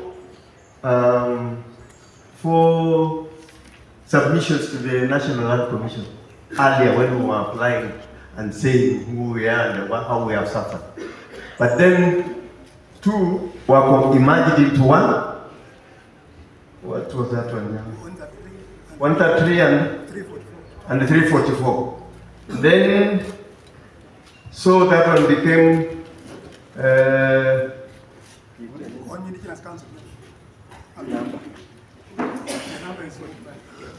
344. No, it still remains the same number, but it is okay. Okay. And then, Mr. Chairman, if you may allow me, and then we also had other two memoranda.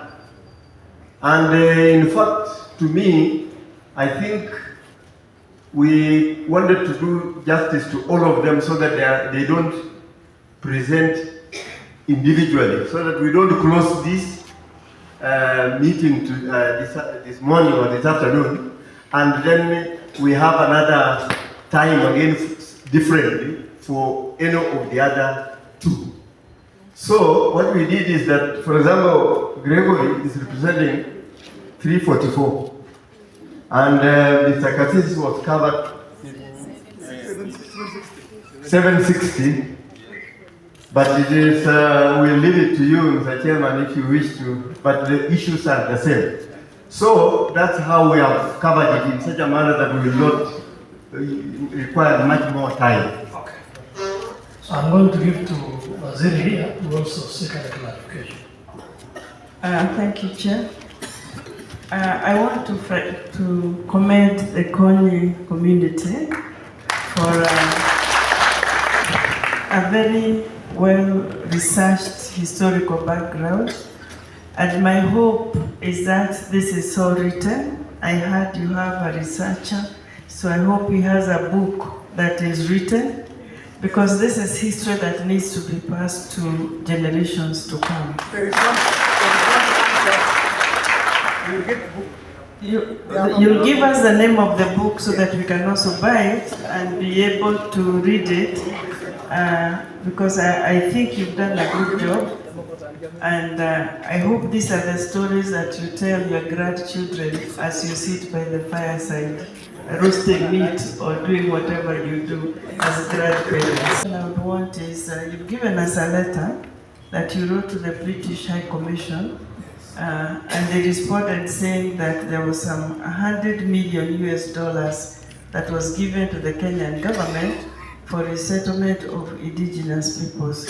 So I would want to know, have you made a follow-up of this letter with the Kenyan government or not? And if you have, what have they told you? What is the status of that as of today?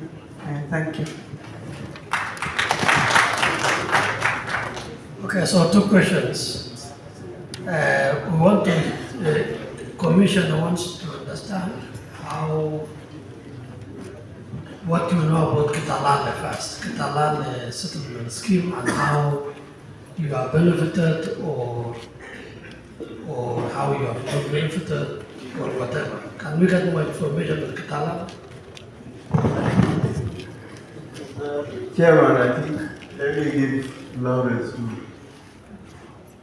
to respond to that. But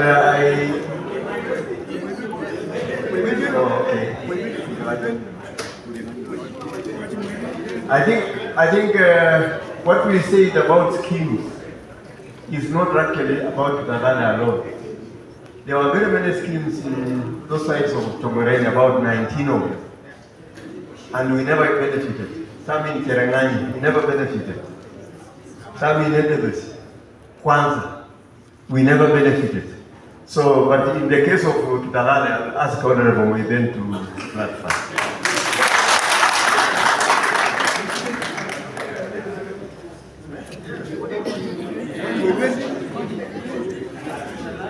Okay, just a moment. Mheshimiwa. Mheshimiwa. They will give you a Bible. I'm a old man, is a law school.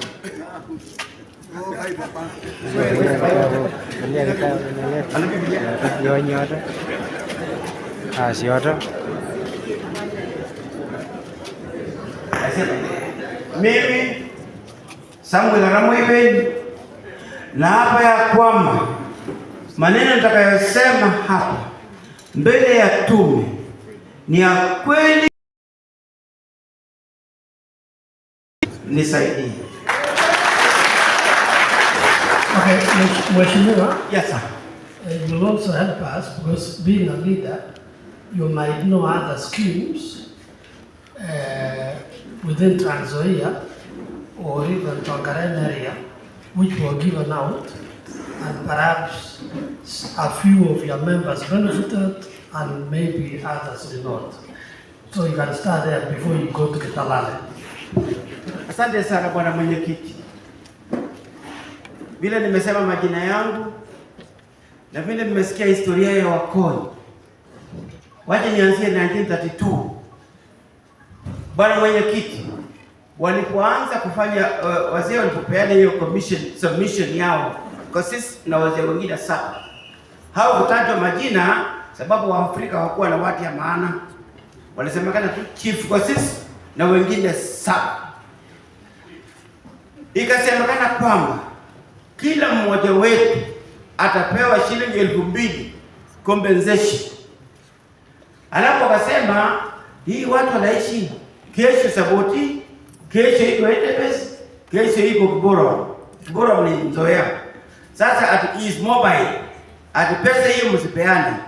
Hiyo pesa sisi tunaamini Bwana Chairman iko kwa bank. Tunataka hiyo pesa ile inazaa interest, na ile ambayo ndugu yangu Lori aliambiwa na British government 100 million ilipewa Mzee Kenyatta, pia iko kwa bank. Mungu ni mwema, Mungu ni mkarimu, alitupatia uzao. Bwana mwenyekiti, tunaomba serikali, sisi hatuna chuki na makabila mengine ambayo serikali inawapatia ardhi. Tunataka serikali ilipe ridhaa kwa hiyo sehemu ambayo imesettle watu wengine. Wapewe sisi ridhaa na sehemu ya serikali tupewe sisi tuishi ndani. Sehemu kama ya ADC kwanza ndio tunatangulia, ndio tukue shareholders ya Kenya Seed Company, tulime sisi mbegu vile watu wengine wanalima miwa, shareholders upande wa Bungoma. Hiyo ni haja yetu wanachama. Nikiendelea bwana mwenyekiti na commissioners, hii shamba unasikia ya Koonyradio ilikuwa ni mashamba 18 ya wazungu.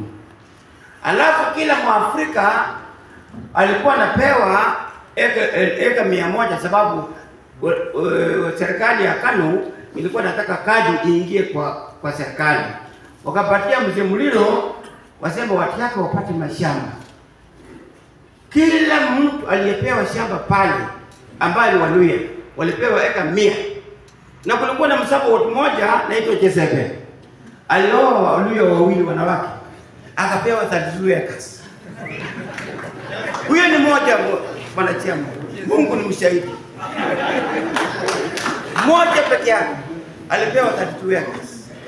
Na kudhibitisha bwana mwenyekiti kwamba ardhi hii ni yetu. Kulikuwa na mzungu mmoja between 1922 na 1924 naitwa Jemasuzu. Alikuwa anaishi Saboti. Akasema nataka mandume ya Wakony walimie shamba. Wakapeana mandume. Baadaye free. Anasema nataka maziwa, nipewe maziwa nishage kilimo. Mzee mmoja akakataa kupeana maziwa. Mzungu hiyo akakimbilia upande wa Jemasuzu, upande wa Ibatego huko. Nafikiri umesikia historia yake mwenyewe. Alitoka Saboti. Hiyo Jemasuzu ni kudhibitisha kwamba ardhi ya mtu iko katika Biblia. Kumbukumbu la Torati mlango wa 32 mstari wa 7 na 8 bwana mwenyekiti.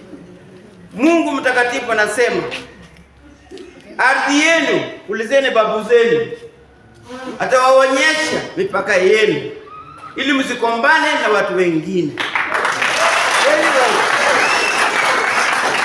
Hatudai kitu ya Mungu bwana mwenyekiti. Tunadai makaburi ya babu yetu. Tunadai ardhi yetu. Kweli 1950 something hapo ndio ilikuwa 63, wandugu zetu wengine huko walipigania uhuru. Sisi tukiwa mbali. Kama sasa ilikwenda wakati huu, hata sisi pia tungekuwa na freedom fighters. Sasa vile uhuru ilikuja kwa sisi wote, ninauliza bwana mwenyekiti, tutatumia mbinu gani ndio tupate ardhi yetu? Ndio tunaomba kwa amani. Katiba yetu mpya imekuja inasema tumia hiyo chance agenda 4 ndio mpate haki yenu. Hatuwezi kufanya wadui na majirani zetu. La, tunataka nyinyi mtupatie. Na iko tena jambo lingine bwana mwenyekiti. Wakati wazungu walifukuza sisi, wakaleta wafanyakazi wao kutoka nchi zingine. Hata tuko na permit. Waliandikiwa permit kwamba waende wafanya kazi, wakiretire wanarudi Uganda. Walipokuja hapa wakapata unga na maziwa imesiagwa, watu wakazaa. Hakuna hata mtu mmoja alirudi. Sasa wakaunamba sisi, kwa hivyo tunataka protection kwa katiba kwamba as of historical right certain state posts must be reserved for us. As of historical right, we are saying bwana chama, in good faith, najua labda ni jicho la Mungu, mchana hivi mtupatie viti kadhaa ya hii kaunti. As of historical right, viti kama ya governor, ya Senate, ya women rep na certain MCAs na post ya MPs they were reserved for us in good faith. Sababu tukiendelea kwa scheme, wakati Kenyatta alipata uhuru kuwa president, prime minister, mashamba ya milioni 1 ya kwanza kutoka Tanzanian border mpaka Ugandan border, hakuna msabota alipata, Mkonye alipata hata moja, hakuna hata mmoja. Ile tulipata mimi na kupigia Rais Moi magoti, naambia Your Excellency, mzee iko juu ya miti ingine, mama iko juu ya miti ingine, tunafanya family planning ya lazima, tusaidie tushuke chini, anga tusae watoto. Ndio hao wamesoma, ndio hao wamesoma. Sisi wengine chairman hatujasoma, tunasomea survival. Sisi ni kulinda tu jamii. Sisi ni kusemekana kwamba shida ikitokea, wewe ni mtu wa kukufa kwanza kabla watoto yako wafe. Tunaomba hii committee, hii commission, bwana chama, najua labda hatutapata nafasi wakati mwingine, tuhurumie bwana chama, Wakony wapate ardhi yao. Mashamba ya nchi yote tunataka tupewe. Hakuna sehemu inatangazwa kuwa forest kama Mkonye hana shamba. Sisi tutaangalia kama iko mteremko, tunaweka miti. Kama na milima tuweke miti. Maliko mzuri tunapea simoto au Masai. Tulikuwa tunaishi na wanyama. Tulikuwa tunaishi na wanyama kama Wamasai. Huko Muoland tunafanya group ranch. Watu wetu ambao wanakaa huko juu wafanye group ranch kama Wamasai huko Narok. Waishi, waweke nyuki, waweke ng'ombe ya maziwa, walimbe bali. Sawa, sisi wa chini hatukiwi kupanda mlima, tunakaa pande ya chini hapa. Sasa scheme ya Kitalali tunangojea title. Title ikuje, sababu tuko scheme. Kwa wengine naitwa Tobo, hizo zote ndio mimi nilileta. Kwa wengine naitwa Huko, patia yote title deed eka 5. Bwana chama, niseme nini? Na wandugu zangu wamesema, tusaidie bwana commission, Professor Twitter. Thank you sir.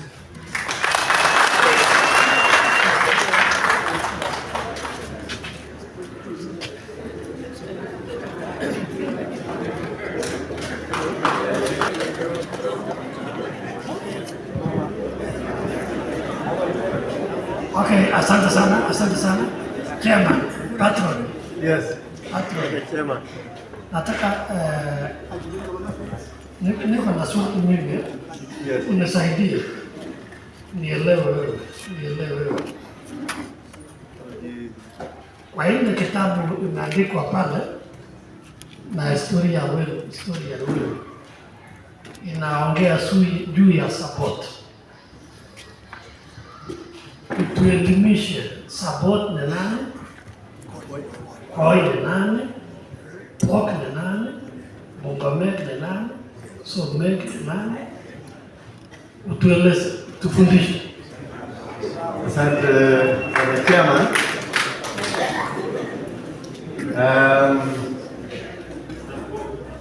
Katika kwanza jina la support ni jina ambayo inaleta watu wote pamoja, wale umewataja. Inaleta Koi, Pok, Somek, Pongom,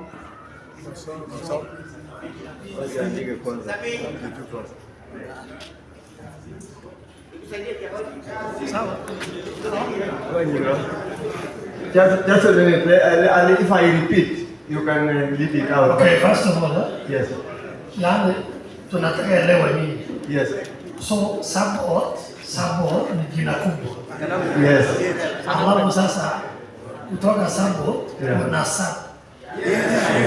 Very good. Moja ya saa imekuwa. Lakini wacha nikueleze zaidi kidogo. Okay, yeah. Hii jina la Sabaoth lilikuja baadaye.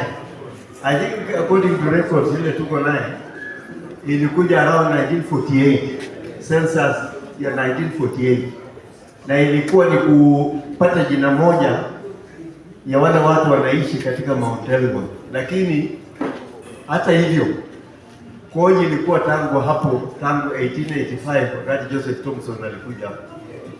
So sisi wote ni mmoja, lakini kila mtu anajulikana ni nani. Ngoja. Nauliza hiyo kwa sababu jana tulikuwa na grupu yenu nyingine. Wanajiita Ogiek ama Torobo. Yes. Lakini ni support pia. Yes. Ni support pia. Ni support. Na mimi na niko nyama sio kwa. Niko.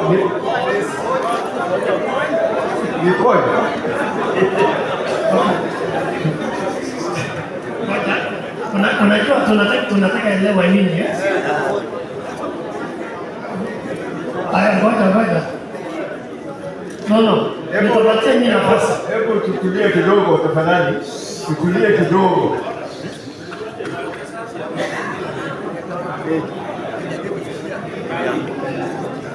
Sasa, Mr. Chairman, if I may continue. Actually, tangu zamani Koony, Somek na ile Mosop Agiek were all one, they are all Koony. So the others are there, they are our neighbors, our friends, our relatives, lakini wako na hiyo majina ingine ambayo umeshawana. Nimeelewa. That's what I wanted to know. Okay, thank you. Kumbe before 1948 ingesemekana Koony alafu wengine. Haya, sawa. Nimeelewa. Haya, ya pili. Watu wa Koony sahi, mlivyo sahi, mnaishi wapi? Sasa sisi nakumbuka jinsi tulivyotawanywa kila mahali. Sasa wale wengi ambao wako katika Kenya hapa wanaishi Mount Elgon na Trans Nzoia. Lakini Mount Elgon ni Bungoma, of course. So lakini kuna wengine ambao wako nje, ile nilisema walikuwa taken to Uganda, and some of them went to Kilgoris and so forth. And the ones of Pokot, I think the Pokot wanted more space for themselves, so I think most of them are here.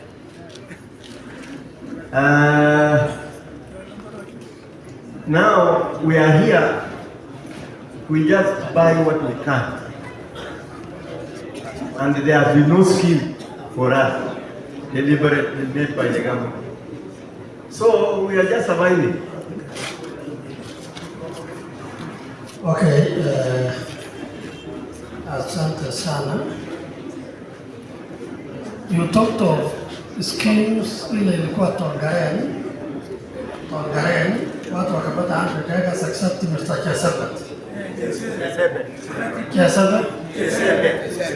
Kiasaba akapata. Okay, ndio. Alafu kuna settlement scheme nyingine ilikuwa Bungoma, mtatueleza kwa ufupi.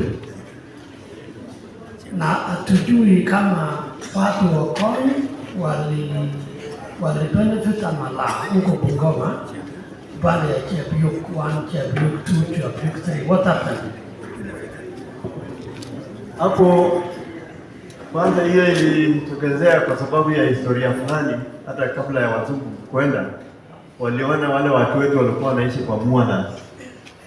Kazi yao ilikuwa ni wakati ya harvest, au wanaenda to source food from the other areas aside from their own, because they could not grow any crops.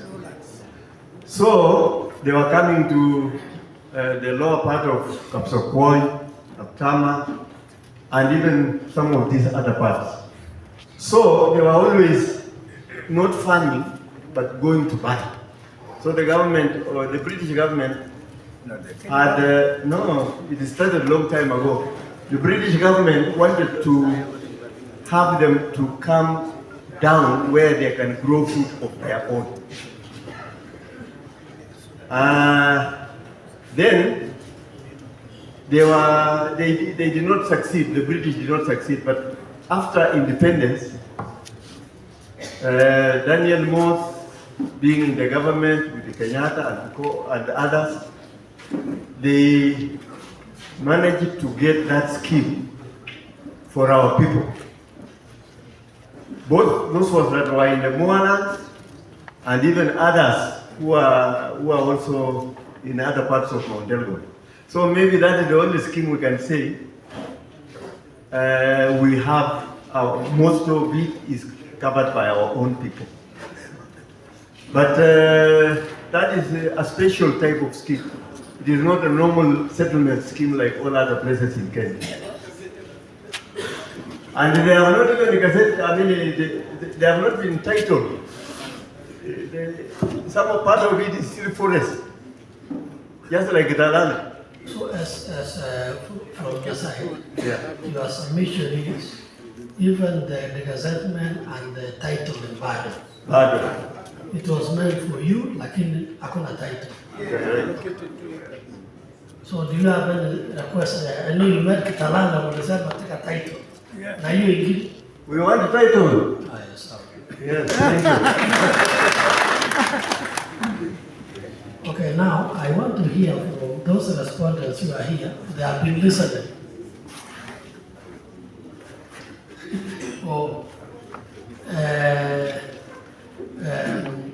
What is being asked about 100 million, lakini nilisikia mheshimiwa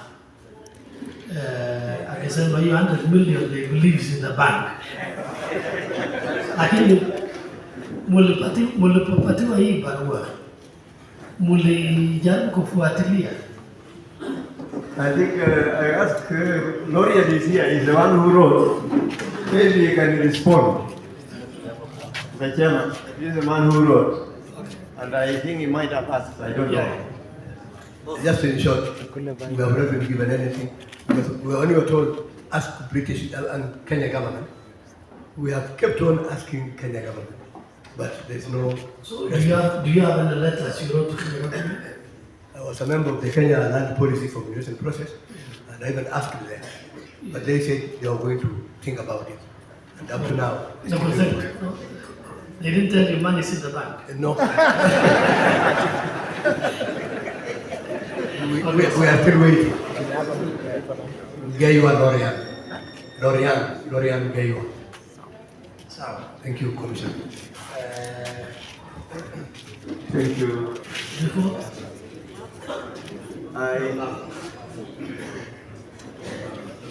Now, kuna mama moja huko ameinua mkono mara nyingi.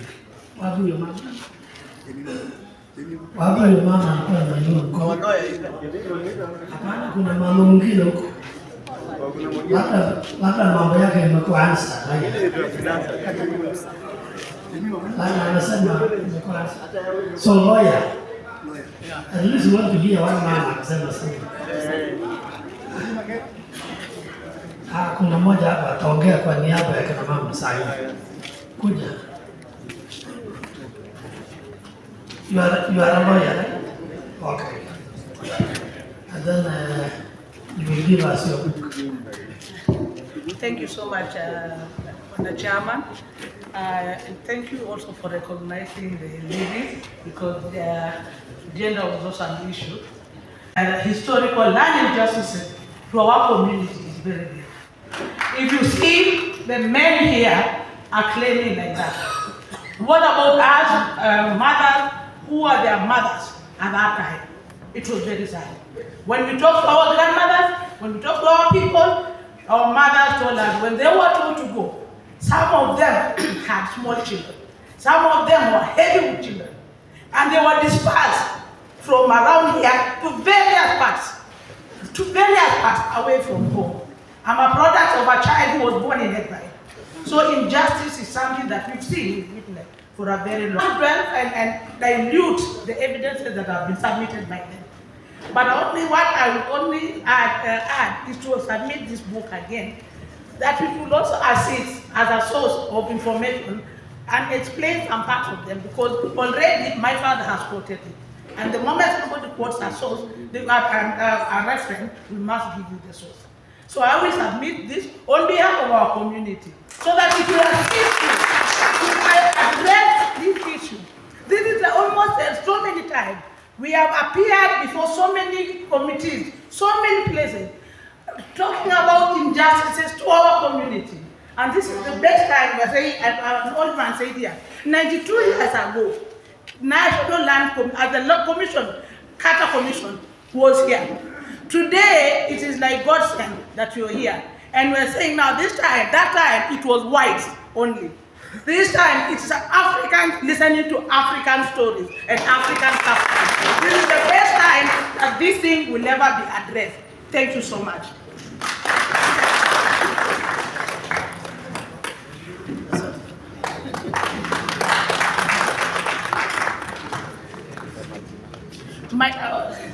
Naitwa jina langu ni Council Jemima Chepemboi Ngeiwa. Thank you.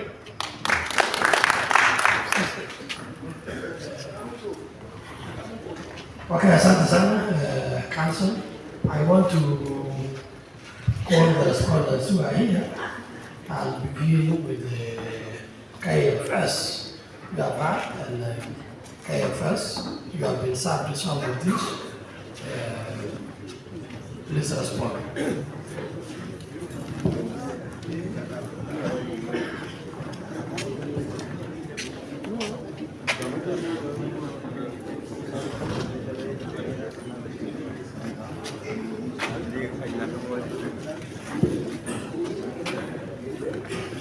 Hamjambo. Nitaongea kwa lugha ya Kiswahili. Nimeketi hapa nikasikiza malalamishi yenu, nikasikiza historia mingi ambayo sikuwa najua. Na tumeshukuru sana kwa hiyo historia. Na sasa sisi kama wanaidara wa misitu ambao tunachunga misitu, kulingana na yale malalamishi ambayo mmesema, sijasikia mahali specify msitu gani ambao mnasema nyinyi kama wanajamii wa Konyi mnaishi ndani yake. Mmeongea juu ya Trans Nzoia, mkaongea juu ya other areas within this region, lakini specifically on the issue of forest, sijapata moja apart from Makungu forest. Tuko pamoja? Pili, najua ya kwamba misitu inalindwa kulingana na sheria ya misitu ambayo in the Forest Act 2016. Si mnaijua hiyo? Na serikali ya leo inasema kwamba watu wasiishi ndani ya misitu. Na pia kumekuwa na several cases zenye zimeenda kotini ambapo koti imesema kwamba watu watoke ndani ya misitu. Si umesikia hiyo? Pia kuna kesi nyingine pia ilikuanga Bungoma in 2020 ambao ilikuwa imeletwa na jamii ya Kitale ambao mnajua kwamba koti iliamua. Si mnajua vile iliamua? So as I've heard what you've said, and as Kenya Forest is listening to your claims, we'd request that the claims to be specific. Hayo malalamishi mseme ni what parcel of land mnasema ambao Kenya Forest imechukua ama mnataka kuregeshewa, ndio Kenya Forest ijue vile ita respond. Sawa sawa. Pili,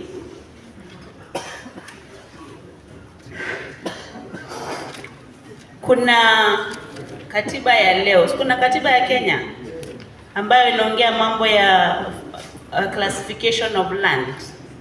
And also tuko na National Land Commission here addressing your issues on land. Na pia imespecify nani ana jukumu ya kulinda misitu.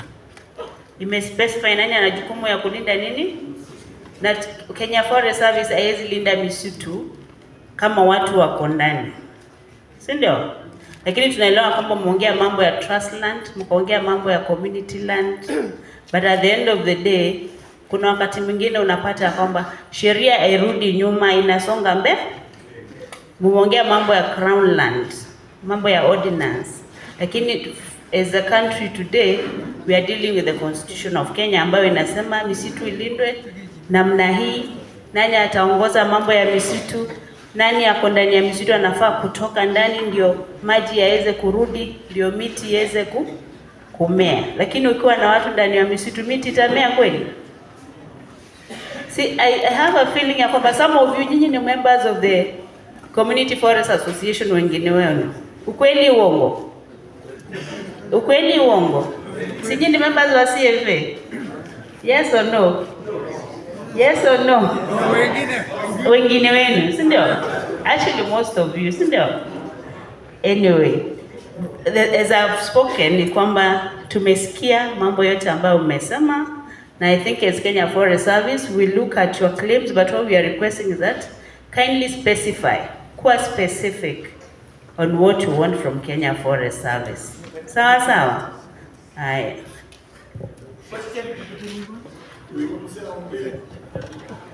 No, I think what I want to know, KFS, have you received the claim from this group?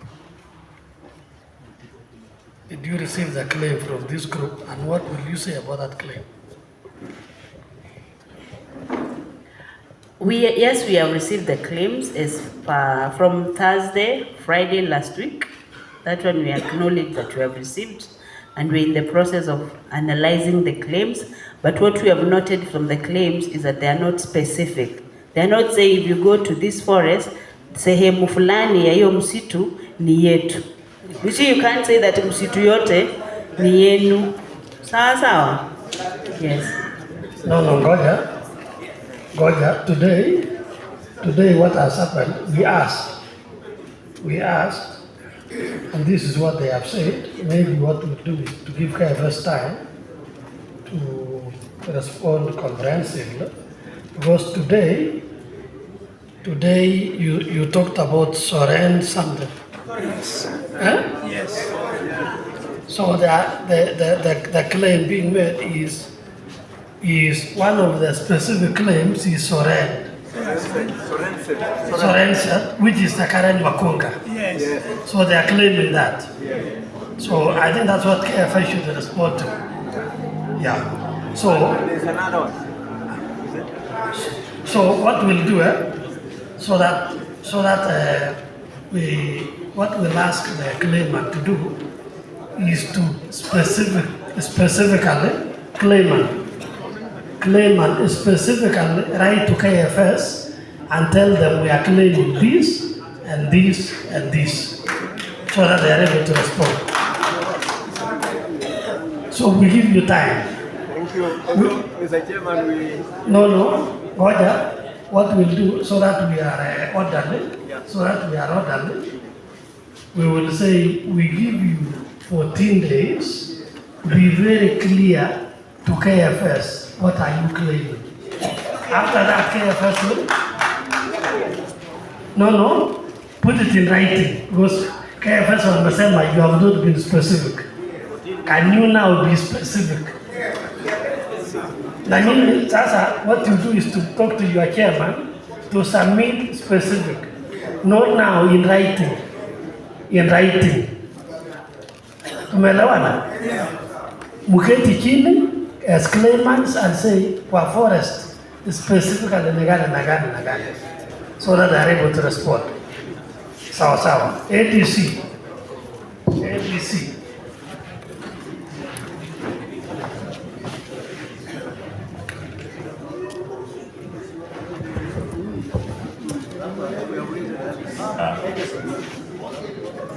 Thank you, Chair.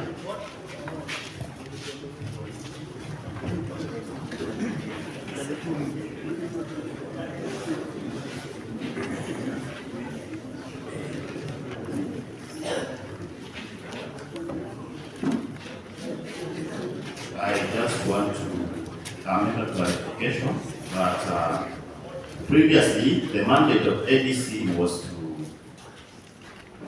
to transfer the land that was recovered from the white settlers, and they were being given to the Africans. Then later, that mandate was changed, and our mandate became food production for the national interest. Currently, sisi ADC, sisi ni wakulima wa kitaifa. We are Kenyan farmer. So, in 2002, the government of Kenya saw a need to protect all that land that were given to ADC. And there was a rule that was established called the National, it's called Special Farms Rules of 2002. The Special Farms Rules requires that for any land that belongs to ADC to be given to any private individual, it must go through the parliament for parliamentary approval.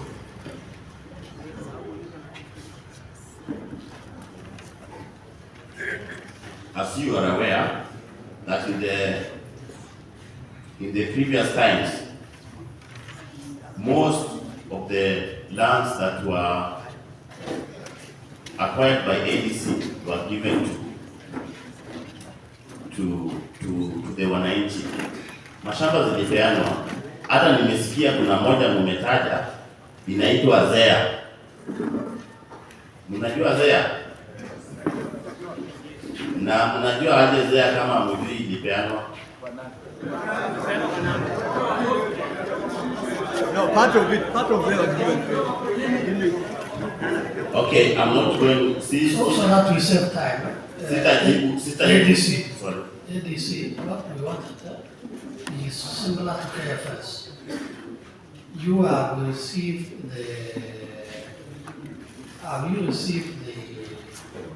the claim from this claimant as ADC?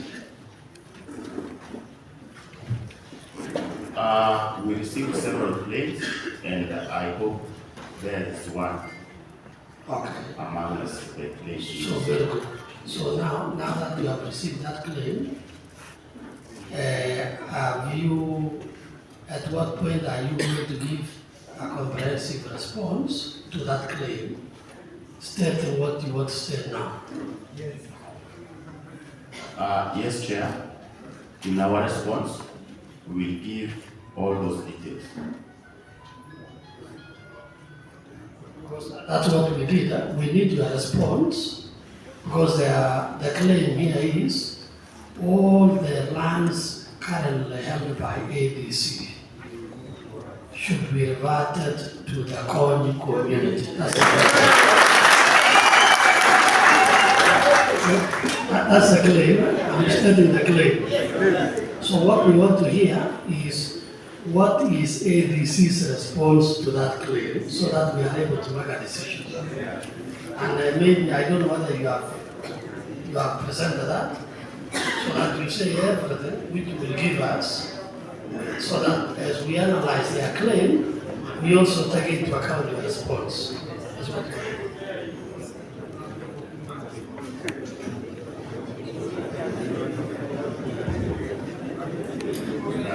do you need time? Yes, Chair, the claims that have been made and the documents that have been presented, we will do a thorough analysis of what has been presented, and that will help us to do a comprehensive response to the claims. How much time do you require? We need, we can have 30 days as directed for other claims to enable us to respond. Okay, fine. KWS? I didn't hear it clearly. So we have not given you a link. We'll be discussing. Let's see other people's responses. I didn't hear. You are not claiming the KFS. KWS. You are not claiming. No, it is in the forest. You are claiming it. Patron, are you claiming the KWS? The whole of the county, including Gomot.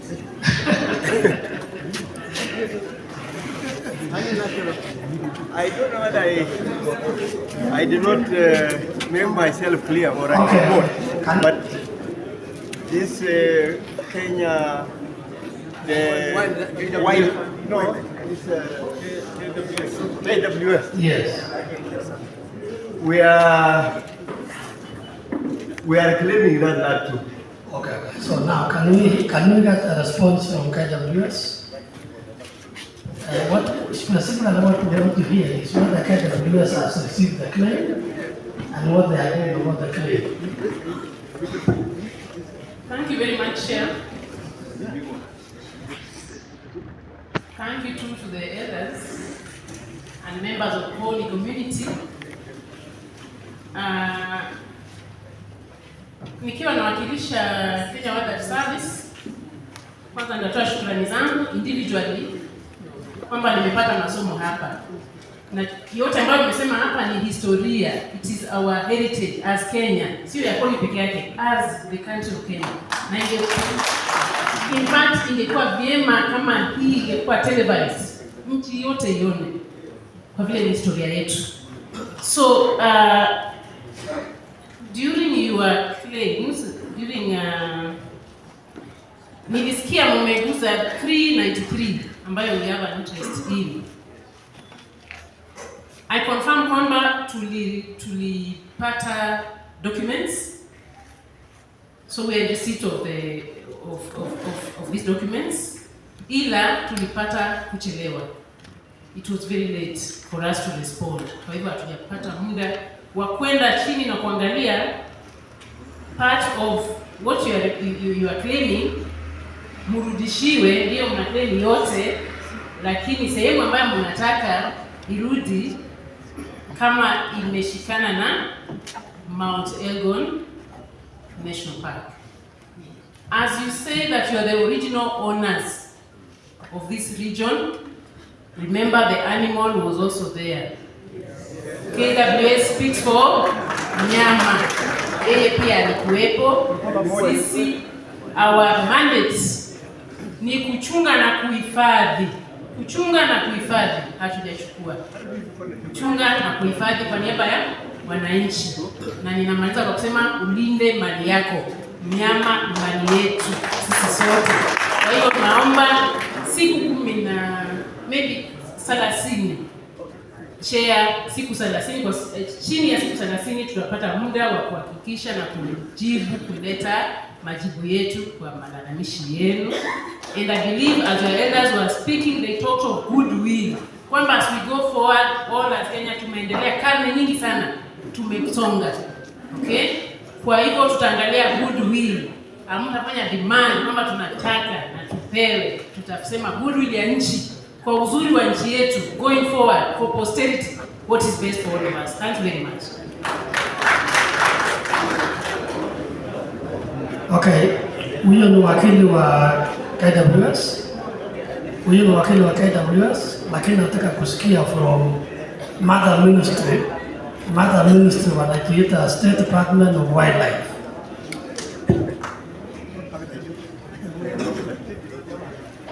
Habari zenu?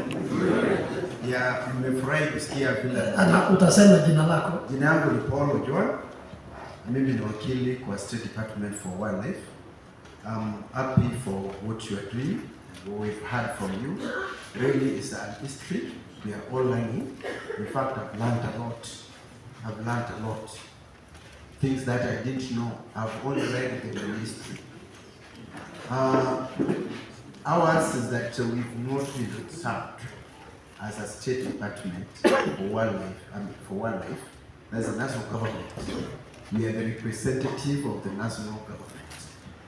And we've not been served with any claim we were kindly requesting, Chair, if it could be served with any claim, so that we know specifically what our people here are claiming, so that then we can then respond clearly on what we want. Just as you've been told, we are in a new constitutional dispensation, and my colleague has specifically said that as you are claiming that land, the animals also are claiming that land. Thank you. We require 30 minutes.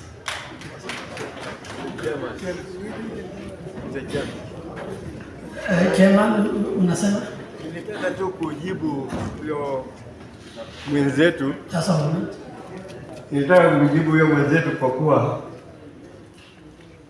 ijapokuwa muda ilikuwa fupi, hata kwa sisi kujua kuwa hii mkutano itakuwa kwa ilikuwa very short, but tulifanya juu chini, tukatuma mambo yetu kwa mwenzetu Senator Ndiama, na ilikuwa served in Nairobi. I don't know, is it your office in Nairobi or? Nairobi. I don't know, he was served. Siko kwa hiyo, hapa start. Sawa, labda yeye mwenyewe hajaona, lakini sawa, you can confirm. Did you serve NSSF building? Block 8 on the first floor?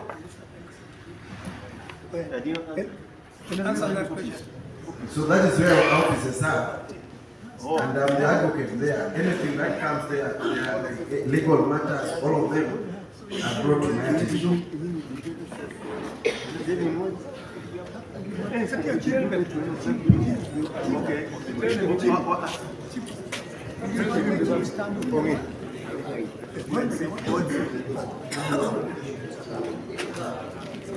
Chair, I think.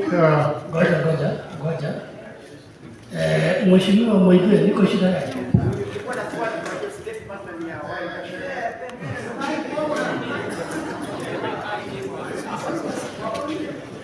Honorable Chairman, the State Department of Wildlife plus the KWS pay some royalties. I don't know how they pay to the Narok government, and it makes the Narok county government the richest in this country. We are the communities who occupy this land. These are the original people, and the animals are also original. Can you do, as the legal department, something legal to this community so that you continue paying them royalties than for us to wait?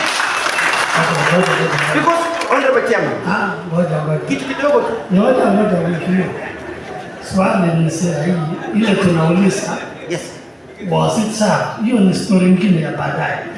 Nataka tu nimalize kitu kidogo Chairman. Tujibu ya kwanza. Itanifanya kuanguka. Tujibu ya kwanza, service.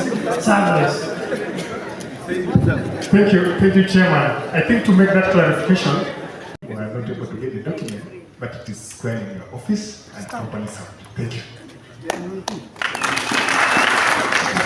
You will go and check. But if it doesn't get, I think we need to exchange numbers with working here to be sure amepata. Sawa. Sawa.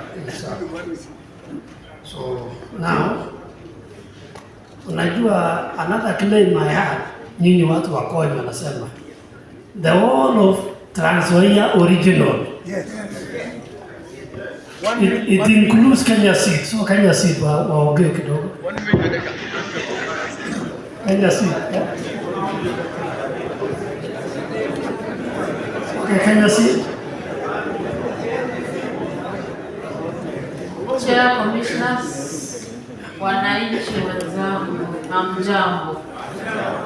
Mimi natoka Kenya Seed, nawakilisha Kenya Seed, niko na mwenzangu, jina ni Milkista Simiyu. Asante sana maana nimesoma historia. Kwa naambia mwenzangu hapa Terry kutoka KWS kwamba inatakana pia yeye ahame awajue. Maana yeye pia ni touch on. So lazima asonge. Kupata mazoezi. Kuhusu Stakabadhi ambazo mlituma tulizipata jana, mlipeleka wakati tulikuwa hapa. Kwa hivyo chair, commissioners na wananchi wenzangu, hatujapata muda wa kupitia hizo documents kutuwezesha kuweka maazimio yetu kuhusu mambo ambayo mnasema kwamba mnahitaji kutoka kwetu. But hata hivyo nimeweza kusikiza malalamishi na vile nimeweza kuwakilisha mbele ya tume hii, na sijasikia chochote, sijasikia lawama yoyote dhidi ya Kenya Seed Company. Lakini nimesikia mambo mengi kuhusu ADC, sivyo? Now, I want to clarify something, and I don't blame you for that confusion. Kenya Seed and ADC are related, wako na uhusiano. Ni kama mama na mtoto. How so? The government of Kenya owns shares in Kenya Seed through ADC. Na si mnajua kazi yetu ni mbegu. Vile tumeambiwa tukiendelea mbele tuseme tunataka Trans Nzoia yote Kenya Seed iwe ndani, tukiwapa hatutakuwa na chakula. So tukiendelea lazima tuchunge hayo maneno. But nimesema hamna lalama yoyote. Just listening to the presenters, there is no claim against Kenya Seed, but there is a claim against ADC. ADC are our shareholders. Wamewekeza kwetu. So I'm here just to see is a shareholder in Kenya Seed. That is how we are related, but we are not the same. However, we are all both government entities. So far no claim, but I've clarified the relationship. Na ningependa kusema kwamba tumewasikiza, nimesoma na nitaomba muda ili tuweze kuweka majibu sahihi kulingana na yale mmewasilisha. Hata kama nasema hakuna chochote, ningependa kwenda kusoma nielewe labda kuna kitu kule ndani, but nitaweza kujibu nikipewa muda. Chair, nitaomba about 30 days going by your guidance yesterday to enable us respond appropriately. Kuna mwanzangu hapa, niko na mwanzangu anaitwa Bullman. He's one of these people. Socially. And there was a claim of a conflict. I can confirm that there is no conflict because he's here on duty. He's here on duty to represent Kenya Seed and by extension the government of Kenya. Sasa kwa sasa hayuko huku, ako huku. Ako kazini. So there is no conflict, perceived or otherwise. But I cannot bar him from, having his social affiliations. So he might have his say on the other side, but right now, ako na sisi hapa. So asanteni sana na nitaomba muda ili niweze kuwakilisha makaratasi. Asante. Na naweza mpa tu dakika moja chair aweze kusema nilikuja naye sababu ya historia. Kenya Seed was incorporated in 1956. He has been there, so he can give a bit of history.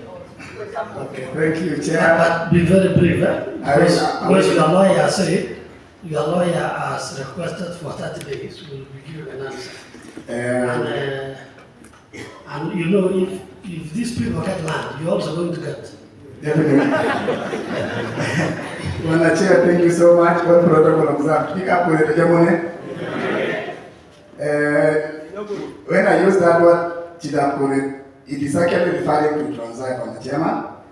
All supports, all candidates, all coin would identify themselves whether they are in Uganda. Some even went as far as Congo, a place called Kikwit. There are supports, some in Busoka. So to identify one, they will use that word Chidapure. Secondly, all other candidates will recognize Mount Elgon as Kapua, including yourself, Mwana Chairman. So all people dispersed from Mount Elgon. I'm a very good student of history. Mwana Chair, I got a distinction in history in high school. The writer of that book, Kipsisa Isobet, was in Form 6 when I was in Form 5. My uncle here, who is 74 years old, Peter, was a lecturer, he's 75, that's my last born uncle. But my grandfather was a chief, and the firstborn was born in 1912. So while I was with very young and was with them. They gave me some history which, because now I'm on this side, I will one day beg to be on this side to give that history which I know.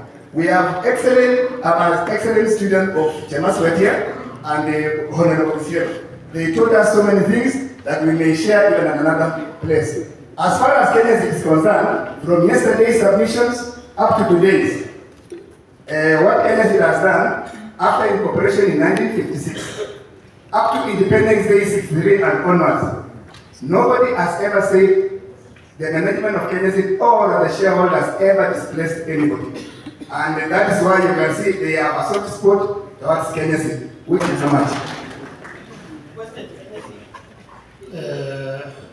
We have had you, you know, huyu mheshimiwa is very intelligent. Anapatia nafasi anaongea kuhusu nao. Mlipatia nafasi haitasema kitu kingine. Lakini, and you've understood that county government of Trans Nzoia. County government of Trans Nzoia.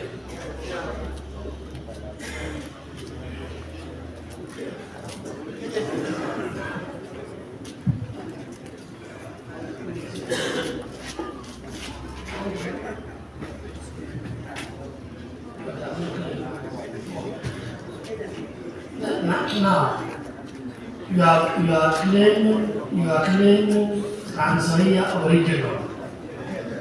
That Trans Nzoia original covers Bungoma, is that correct? Part of it. Part of it. Sasa, tungae.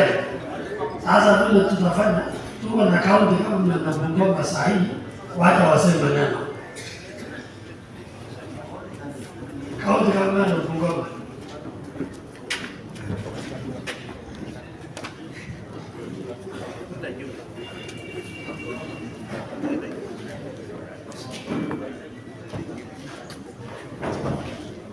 Good afternoon. My name is Caroline Chekore from County Government of Bungoma. Okay, as we said yesterday, we have not received the documentation, but we promise we will give out our response within that days. Thank you.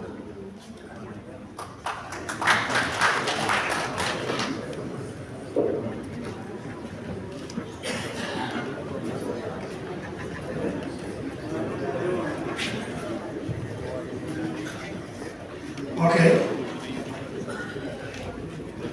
What is remaining now is giving directions on what we need to do from here going forward, okay? So before I give directions generally on what we need to do from here going forward, I would like to recognize two leaders. These are your former leaders. I want to give them a chance to say something. And the first one is Honorable Moiben.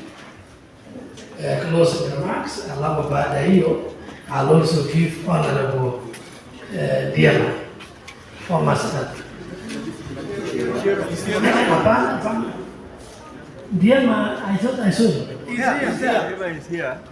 But we were saying. No, Kisiona aliongea jana kwa urefu.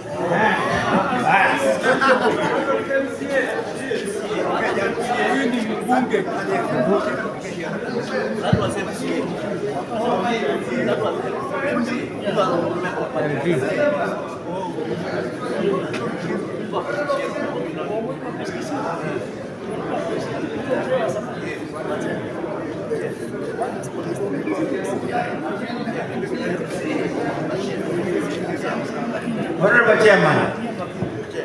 Thank you.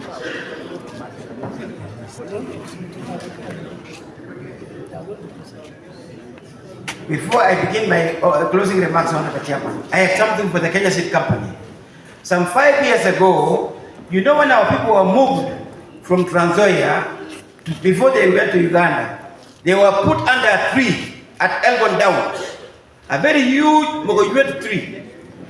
And then our leader, the grandfather, Chief Kosis, after crossing River Swamp, he refused to eat food and he starved to death after 14 days. So his bones are just across the river. We wanted to do a ceremony because the Libon has said we must do it. We wanted the Kenya Seed Company, we wrote to the Kenya Seed Company to give us 100 acres and around that tree so that we can come and bury his remains there. The Kenya Seed Company have kept quiet and they have started an application. They never even acknowledge. And the company secretary is here. My sister, in Jesus' name, can you respond in good faith just to bury and carve out 100 acres to make it something like a historical place for our people, cultural center, in memory of our late chief, Kosisarab Kembe. That is for Kenya State. Honorable Chairman, thank you for this opportunity. Many people can come before you, Honorable Chairman, but the topic is one. The topic is one. Tunataka Wakony wapewe ardhi yao. Honorable Chairman, if you have been out of your home for 92 years, chances are you are either alive or you are almost dying. Some of us, you see us here, are partially blind. As I'm talking to you, Honorable Chairman, I'm 77 years old, alive by God's grace. I grew up, I was born between the Karamojong and the Sebe in Uganda, somewhere in a remote place. And I had to go by a bicycle, 300 kilometers to West Pokot to get education, up to the nursery level. Then I got married. Now God gave me some children. I am pleading with you, Honorable Chairman. Give these people compensation to restore them to good shape, and then RD, so that we can co-own Kenya Seed Company. We have nothing against the Kenya Seed Company. We want it to be our company, so that we buy shares and we grow seed maize. We exchange a bag of seed maize with a bag of rice, or with a bag of sugar from Bungoma. We shall be at par with those people. So, Bwana Chairman, let the submission of various people of our community not confuse you.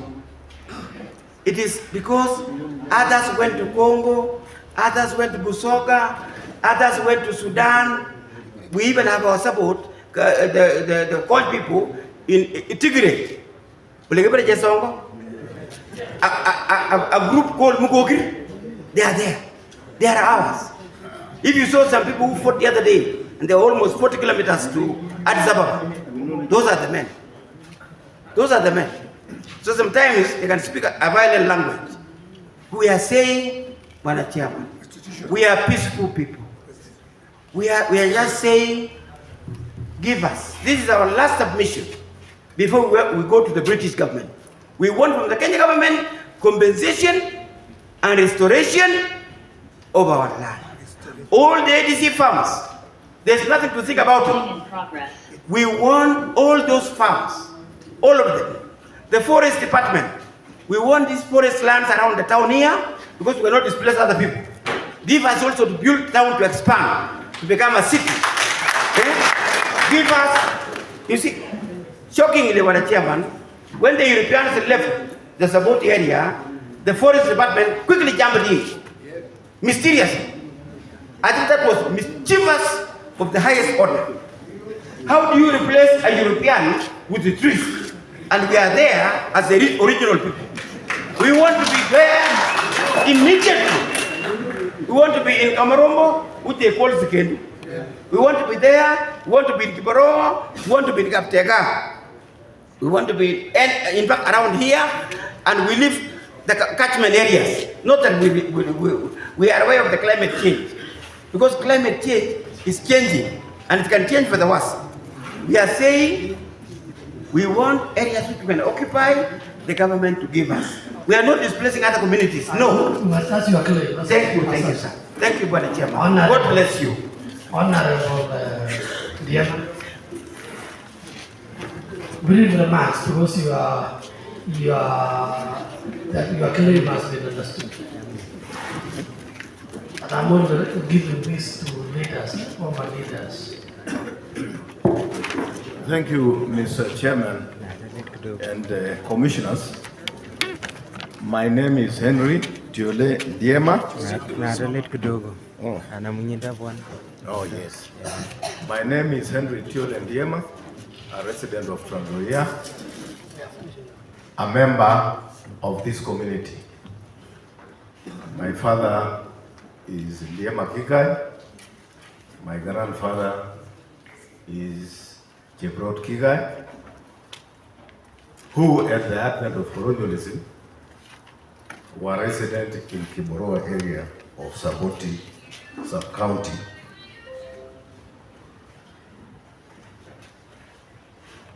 From the information I got from him and from others,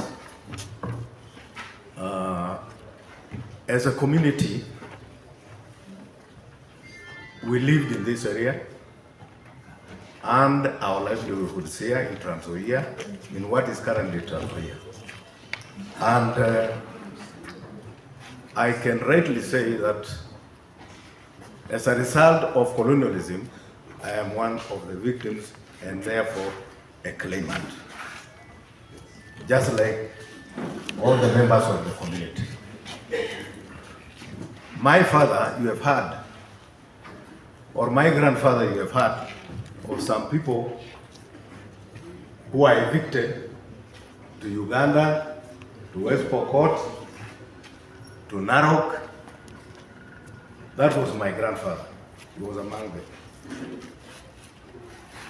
He went to West Pokot.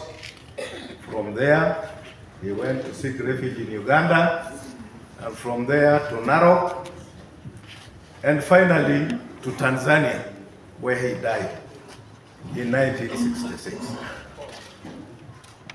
My father lived in Kiboroa.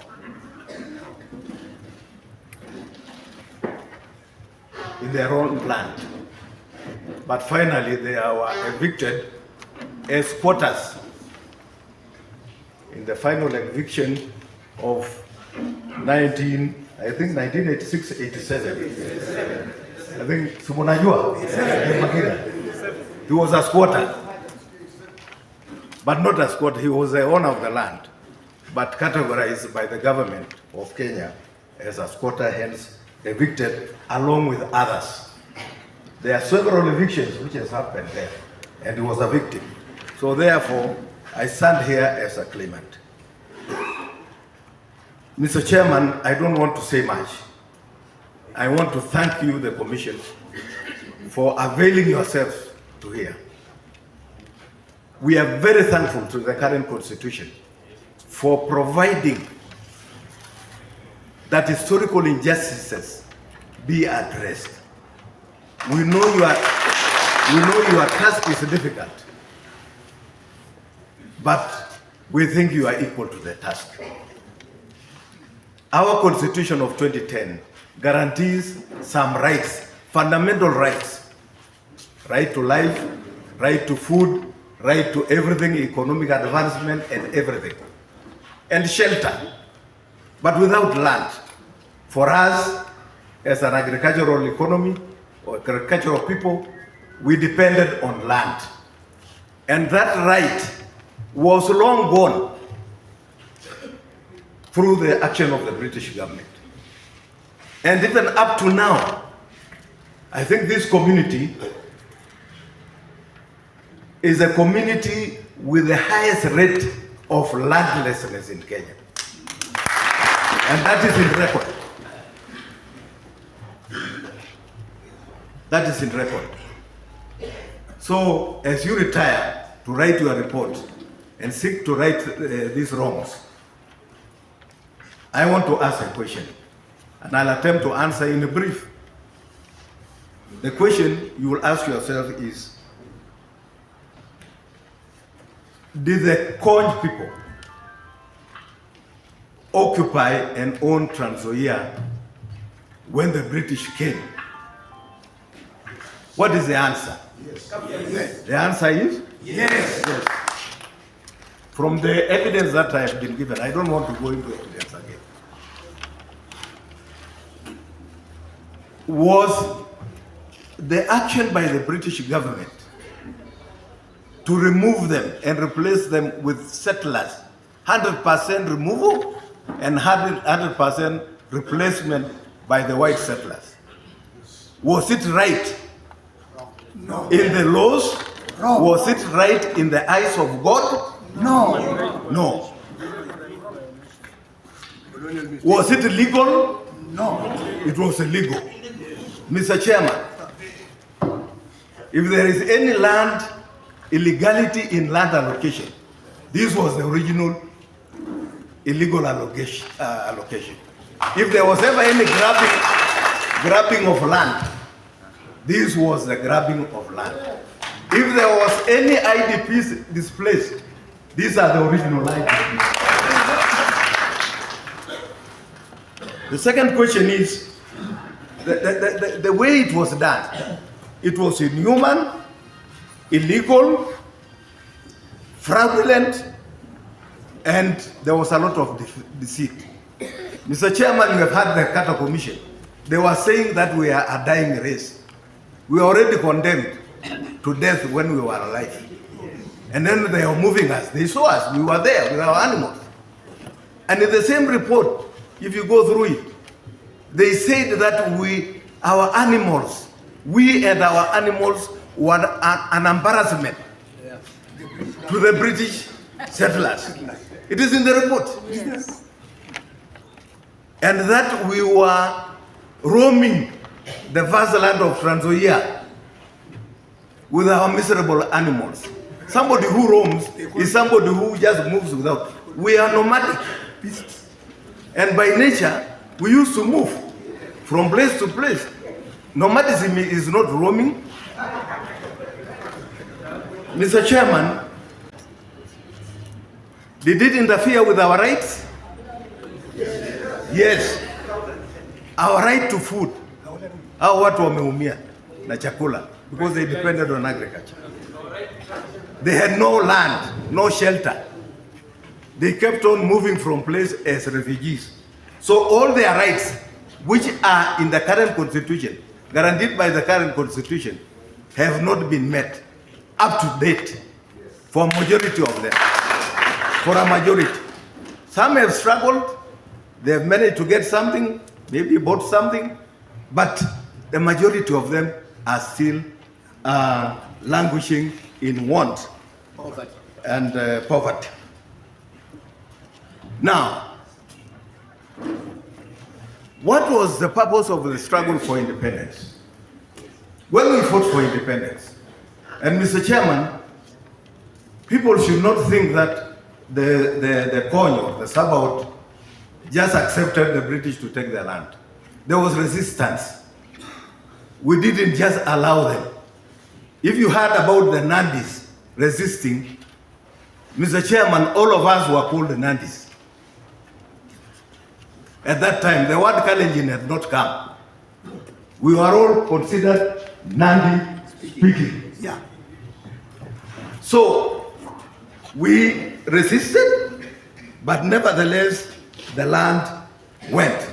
Now, independence, we hoped that with the independence, the land will revert back to the owners.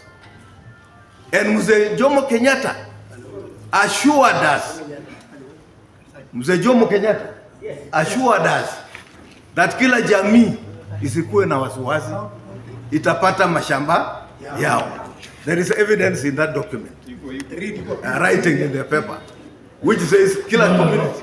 So let me shorten. You know, you're only restating what we have had. Okay. To give blessings to all these people, the commission and the respondents as leaders. Okay. So in short, Mr. Chairman, that mistake was not put right. These people have not been settled. And in our community, we say, even if something has gone, if you slaughter a cow and you invite neighbors and they have eaten, there are parts of the body of the meat which must remain with the owner. Like the tongue, the heart and so forth. These few shambas which have remained, the ADC farms you have had, and those lands which were converted to forest, those ones are low-hanging fruits. Just give us those ones first, as we consider others. Then, because you may not be able to recover all the land and give these people. There is one experience we saw during the IDP's problem. People were given money, cash, and they were able to buy land, isn't it? Yes. On their own. So if the government could budget money annually, mwaka hii kiasi fulani, mwaka hii kiasi fulani, and give this community, they will be able to settle themselves in a way. Now, I think that is what I wanted to say. But on the issues of the respondents, allow me kidogo. Forest, we are not saying forest should be what? Those which were farmlands, like Italale, those ones we should be given. Segendu and so forth. But also the forest, the gazetted forest,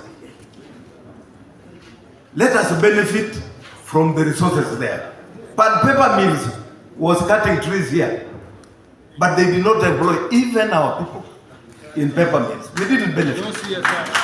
Exploitation is being done of trees, but we are not getting anything. Corporate social responsibility.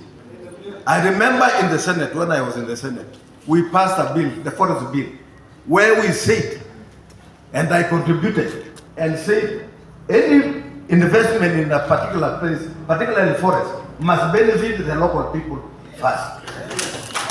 I'm glad she has said so, but let it be put in proper practice, and let us see. When you are giving sawmillers license, these people can also do sawmilling. ADC, its purpose initially was to transfer land to Africans. Since it did not transfer any land to this community, the few remaining ones, you will require, you will transfer. And don't say it is parliament. Parliament is ours. If today the government decides to take a motion to parliament to approve, who will refuse? Let it go through parliament, if it must be approved by parliament. KWS, the animals are ours. They belong to the government, but mostly they are ours because we looked after them. We are ready to look after them.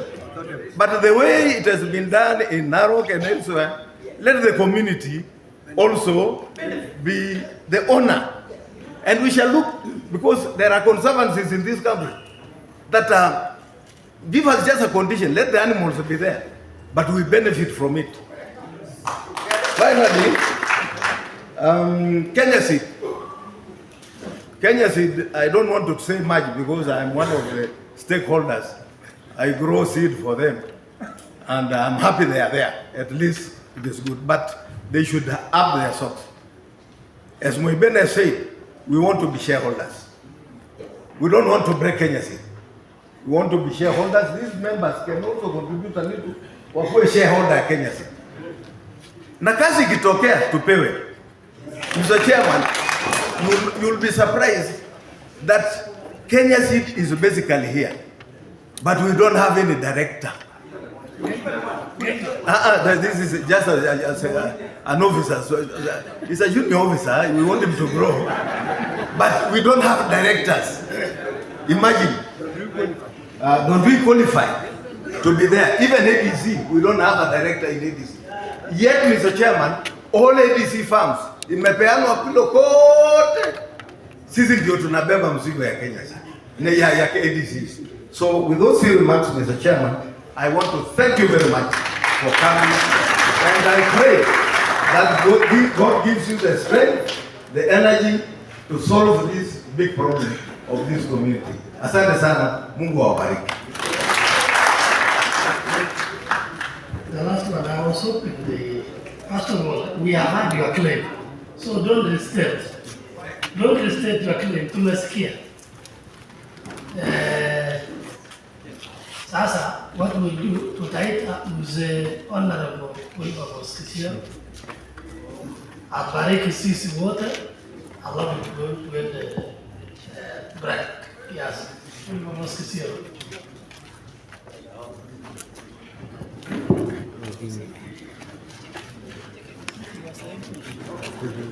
Mr. Chairman, sir, first of all, I want to thank you. I want to thank you and your colleagues and the government of Kenya for allowing you to come to listen to the problems of the people of Mount Elgon, the corn in particular, and the other communities within the corn. My name is Wilberforce Kisiero. I'm former member of parliament, Mount Elgon, from 1979 to 97. I took over from the late Morse.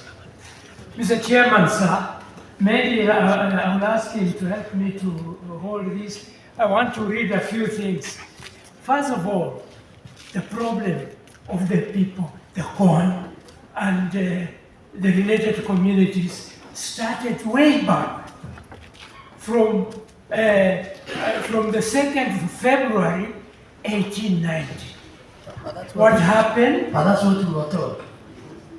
That's what we were told. We already have that information. You have that information? Yes, we were given. That agreement of Kimengich and Hobley. You have that agreement? We were told that. We don't have the agreement, but we can share with us. Okay, I have that agreement where the Mzungu, Hobley, cheated Kimengich to sign, to say this community will be under the Mzungu, and that the Mzungu will look after this community. But a few years later, this same Hobley and other Mzungus came and took over the land of the suburb, the corn. And having cheated this poor man to accept to be under him, alafu sasa anamnyanyaza. That is how it started.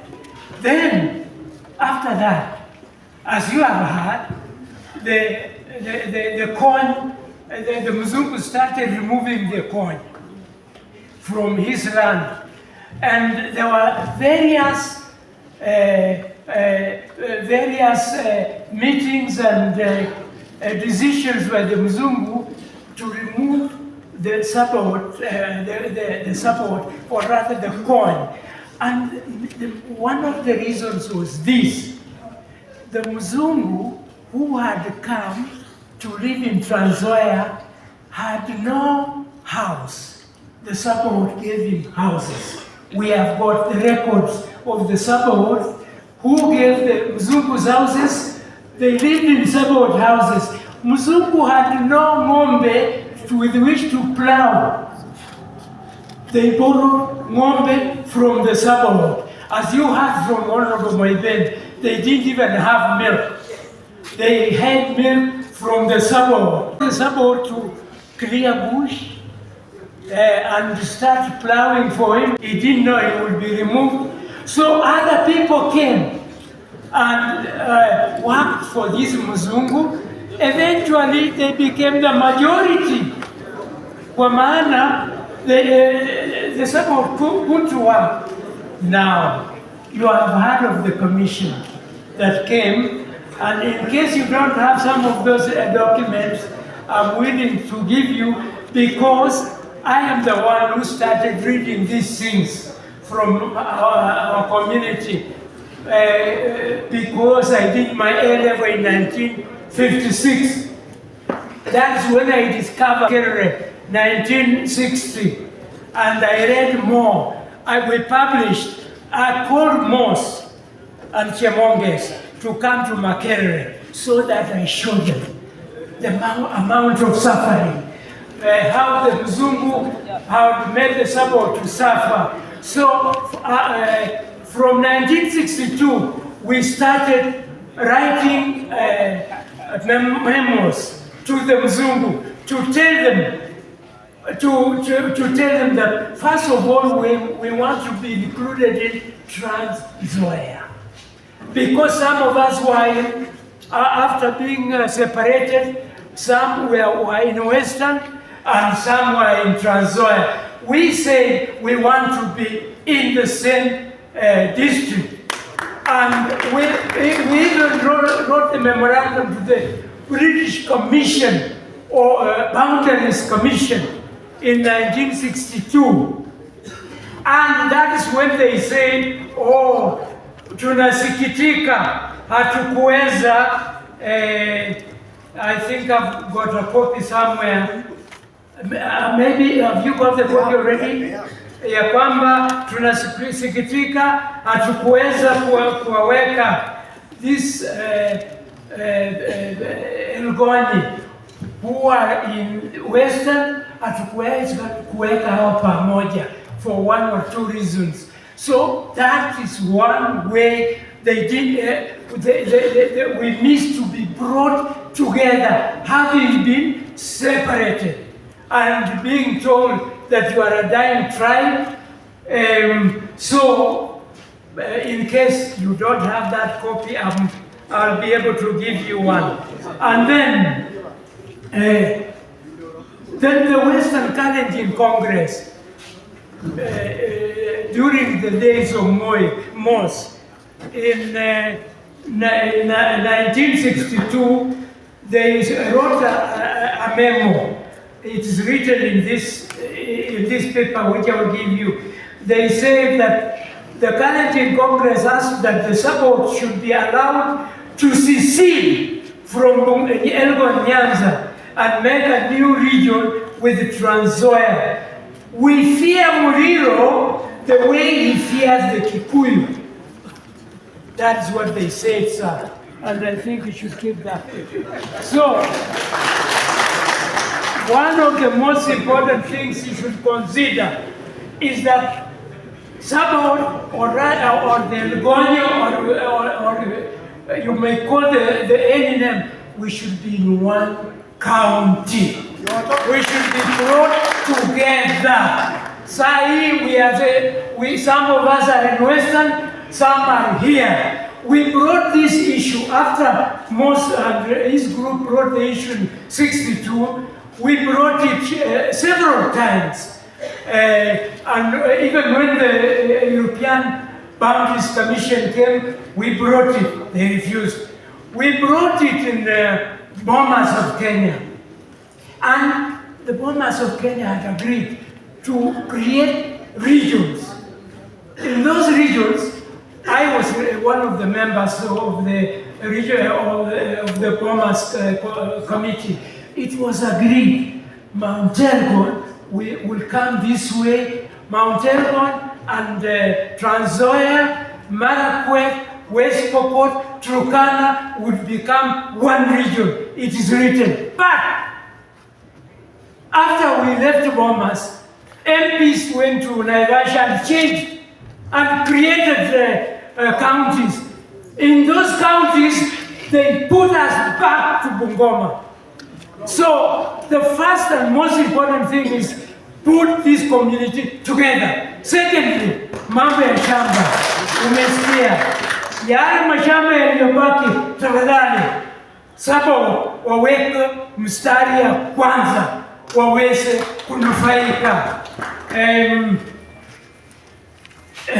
Na umesikia kwamba our President Kenyatta had assured every Kenyan that hawatanyanyaswa, ya kwamba after independence kila kabila wataweza kukaa mzuri, mambo yao itakaa mzuri, usimlisimie.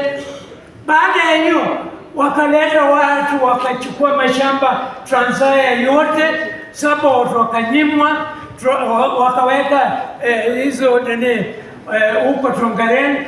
Wasabot mmoja tu, yule mheshimiwa Ben alitaja mmoja tu, after transferring part of Trans Nzoia. Lakini after hiyo assurance from Kenyatta, which is here, waziri mkuu alitoa hakikisho la haki ya makabila kwa ardhi. After that, tukanyanyaswa, tukafinywa. Tumepatiwa tayari. You've got it. Yes, we've got it. Asante. Asante. So that you said, Mheshimiwa Kassia, yeah. What we wanted as an old man, yeah, and as a leader, yeah, mubariki hii kikao yote, ndio yale wamesema leo. Okay, tunataka hivi. Okay. Kwa hivyo nimeshauriwa na chairman ya kwamba amesikia malilio yetu yote na ya kwamba mimi ni wabariki, yani na bariki kwa maana anakubali lazima ataenda kuconvince serikali ya kwamba maneno ya soko imesikizwa na ya kwamba Kisiero amekuwa mmojawapo ambao amesema hayo maneno ya kwamba haki yetu tupewe na tuwekwe pamoja na tusidharauliwe. Bwana Chairman, there is no day that a Sabao was appointed a minister. Why? Asante. Okay. Asante sana.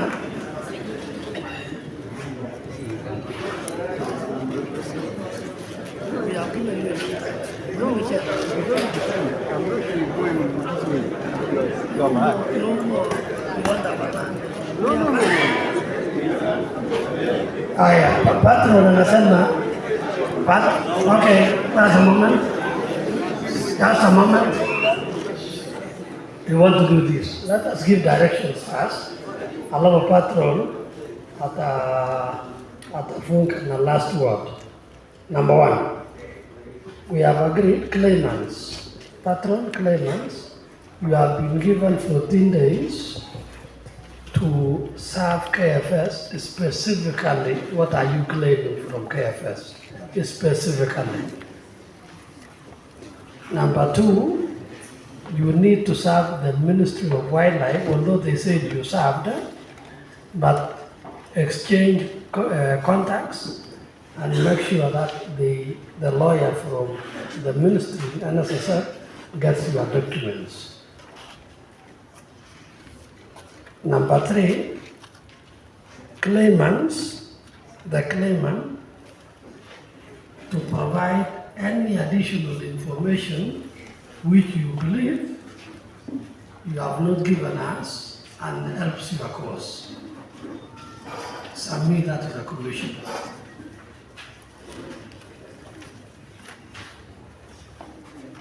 If you can do all that within the next 14 days, to the Friday, within the first clear. Alafu, all respondents will be given 30 days thereafter. 30 days thereafter. So if you submit tomorrow, the claimant will have 30 days. If you submit next week, the claimant will have, the respondent will have 30 days. So the sooner claimant will move, then the sooner the respondent, because the respondent has only 30 days from the time he receives. So that's what we'll do, and that will bring us to the end of claims number 133, 344, 760, and 939. That brings us to the end. In the afternoon, we'll take a 1 hour break. After you 1 hour break, and in the afternoon, we shall come and listen to claim number 1489. That is the one for Association of Elgon Maasai Coin. But we have assisted us, the coin group, to understand who coin are. So we don't know whether we are splitting hairs by listening to another elders of coin Maasai. You are the same people. But anyway, we listen to them. But we shall give everybody hearing, including support land claim, Koony, Elgoni, Maasai. We shall also listen to Elgon Maasai, Koony, Dorobo, Somek, Pok, Bogomek. Tutasikia hawa, lakini it is you, from what you have told us, ni nyinyi wote, lakini tutasikia. So now, Patron, the last one.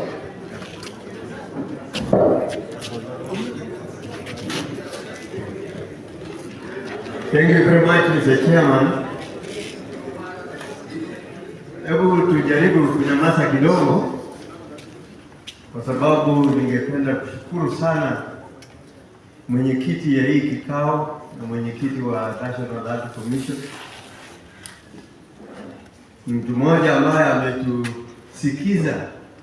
Unajua hata kama ukuwa ni mtu ambaye hata mtoto akiwa nyumbani na ako na shida, alafu akukimbilie na umsikize,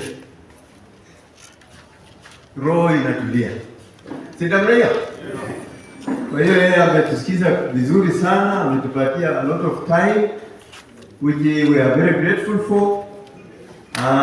You have carefully listened to our plight, and I have got faith that you will be able to address it the best way you can. And therefore, we should develop. So, we wish you well, and we are happy ourselves for having been listened to, but we know that with that listening, something good is likely to come. And therefore, if you hear any more information that you have asked for, we actually wanted to ask that one specifically, that we have not finished all the submissions. But now, I think we'll be able to have a good chance of bringing forward more evidence to support what is already there. So thank you very much, and I am happy that we have been able to be listened to, and I would like also to thank the Koony people here.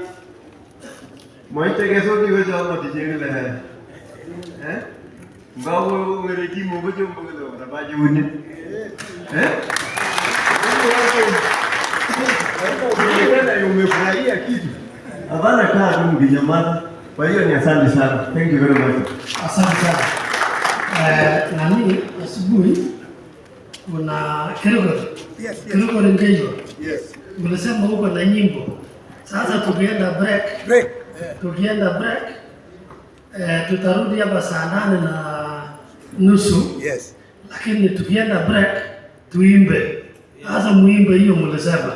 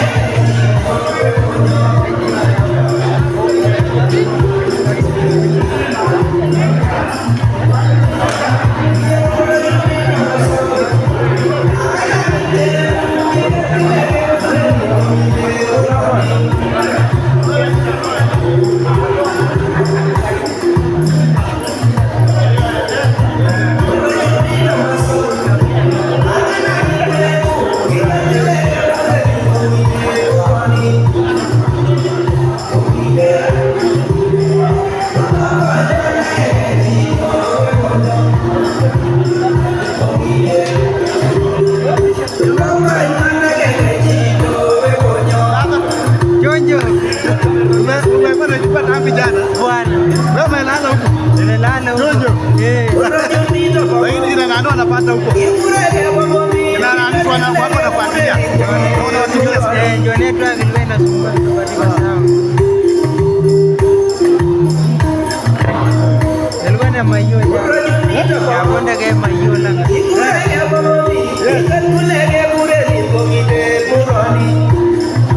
Aku make it on the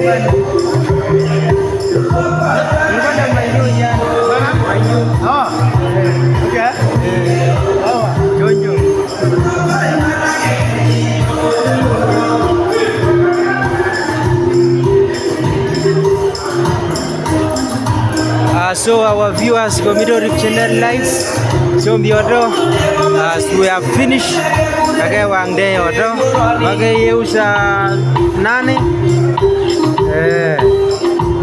we shall be at 2.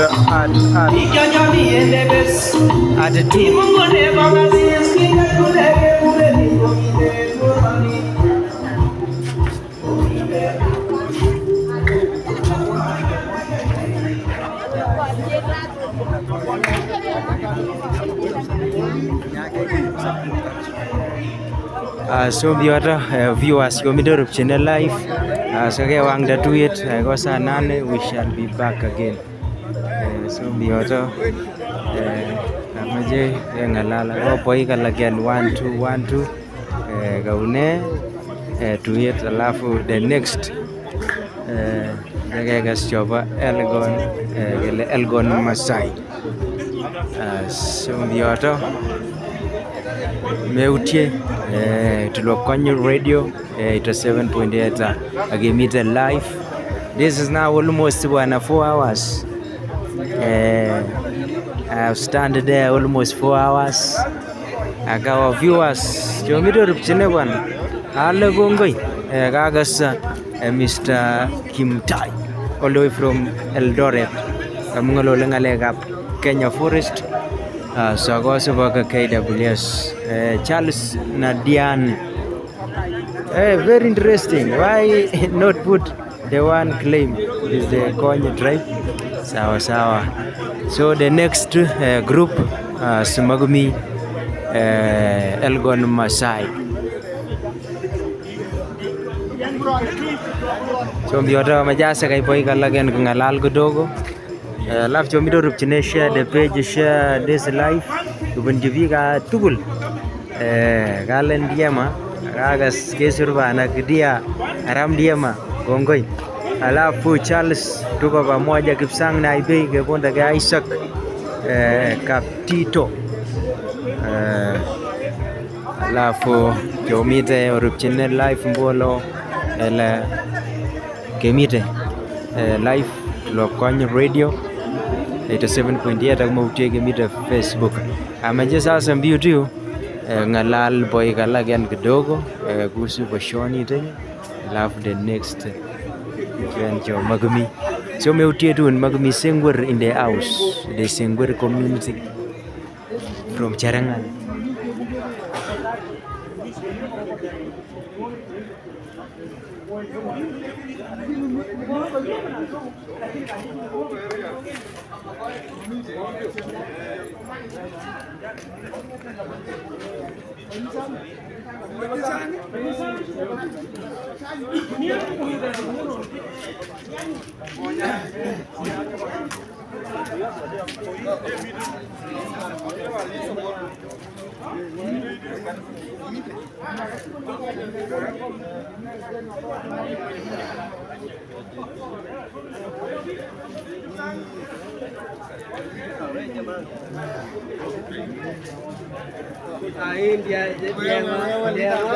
Nini bana? Aweli bure sana. Sisi tunarudisha mashamba wewe uonekani area. Wewe tena maana. Sisi tunarudisha mashamba bana wewe uonekani bana. Ndio bora kuja siku ya pili. Unajua siku ya pili.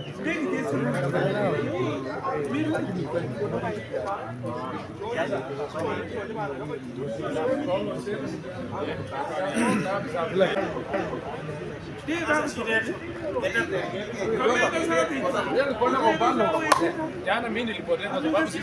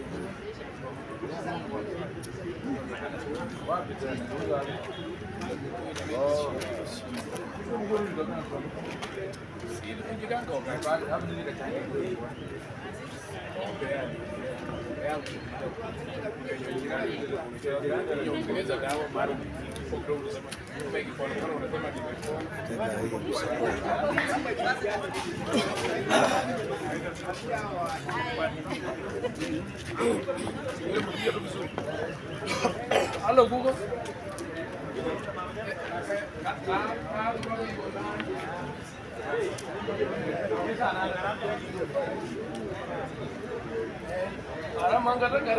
Eh?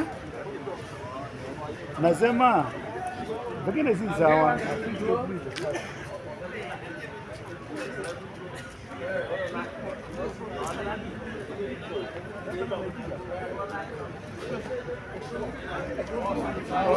Mimi hajaja hadi town kweli.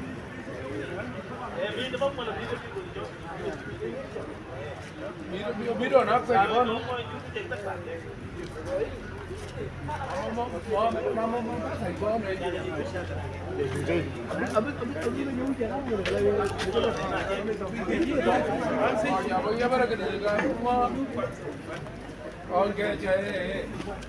Akasa ngunde jile. Uli. Kemeje bigara ndaring. Okay, meje waje soju. Kemeje ba kitene daga ne daga bana jigo. Apa kitene? Ama mwisho wa yutware. Twenda hapo chini. Tuongee kaba yutware. Kaba yutware. Kengola la kutit ndo. Kutit so. Ele bo kutit so kemita ka. Okay. Nyanyogore. Nyanyogore. So.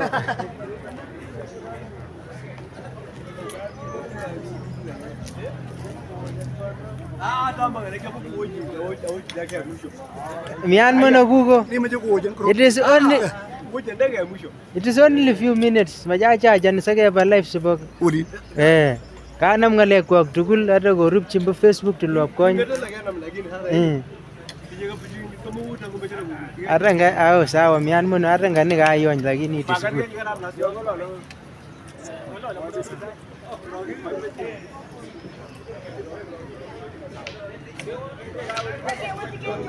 Yo mukete mrono ingete. Kang mrono kila manao miss hata ngani lakini ingete it is a democracy of the country. If you say yes, yo getai. It is mo ingetioni ni.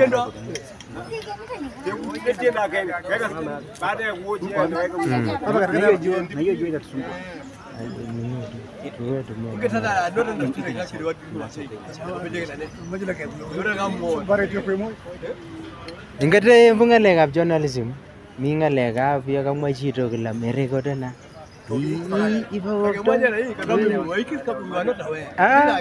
Ndega ngalala kwa mroni kicham. Alafu mimi la Steven Kiplimo. Wazee wetu wako sawa kabisa. Atinakaa hapo imitano atinakuja ukunywe soda. Sawa sawa kuja ununue soda bana mesuro lingetioni agumejoni ground Mr. Steve. Gongoi. Alafu kwemboi Lekweyet glad I have seen this joyfully. Ngare chenge nemro no renyo. Sombi oto kamache keto ne Gregory. Angati kanye kukegure Gregory lakini jo alaken Tambo. Alafu kiaga nipashida ke Kyobiti County Nairobi. Enjoy kidogo. Yo miat. Kani kinyori la sombi oto kamache ngalal kidogo kuhusu tuet bashoni tenyi. Alafu akwek magutok chekwa kama kony people. Omaja akwek ne. Sababu kemita life agoso bag mikubita kay Nairobi olmi commissioner salagen hata President Ruto angetima kubendi sombi watoto kanyoguk. Ani kikuri no Gregor Pemoy ngeyo. Kapasioni kakebonde kay tume nyeba ngalekab tangek. Nyemache kasoy ngalekab tangek. Kakikoch tangalek kyora ole kemoche la kemoche tangek kyo. Na tangek jato jo kemoche ko tangek kyo jo kibine kibek. Kolerde transfer ko Mugul County kemoche ke tweet ama kelibane serikali ngalekab tangek jato.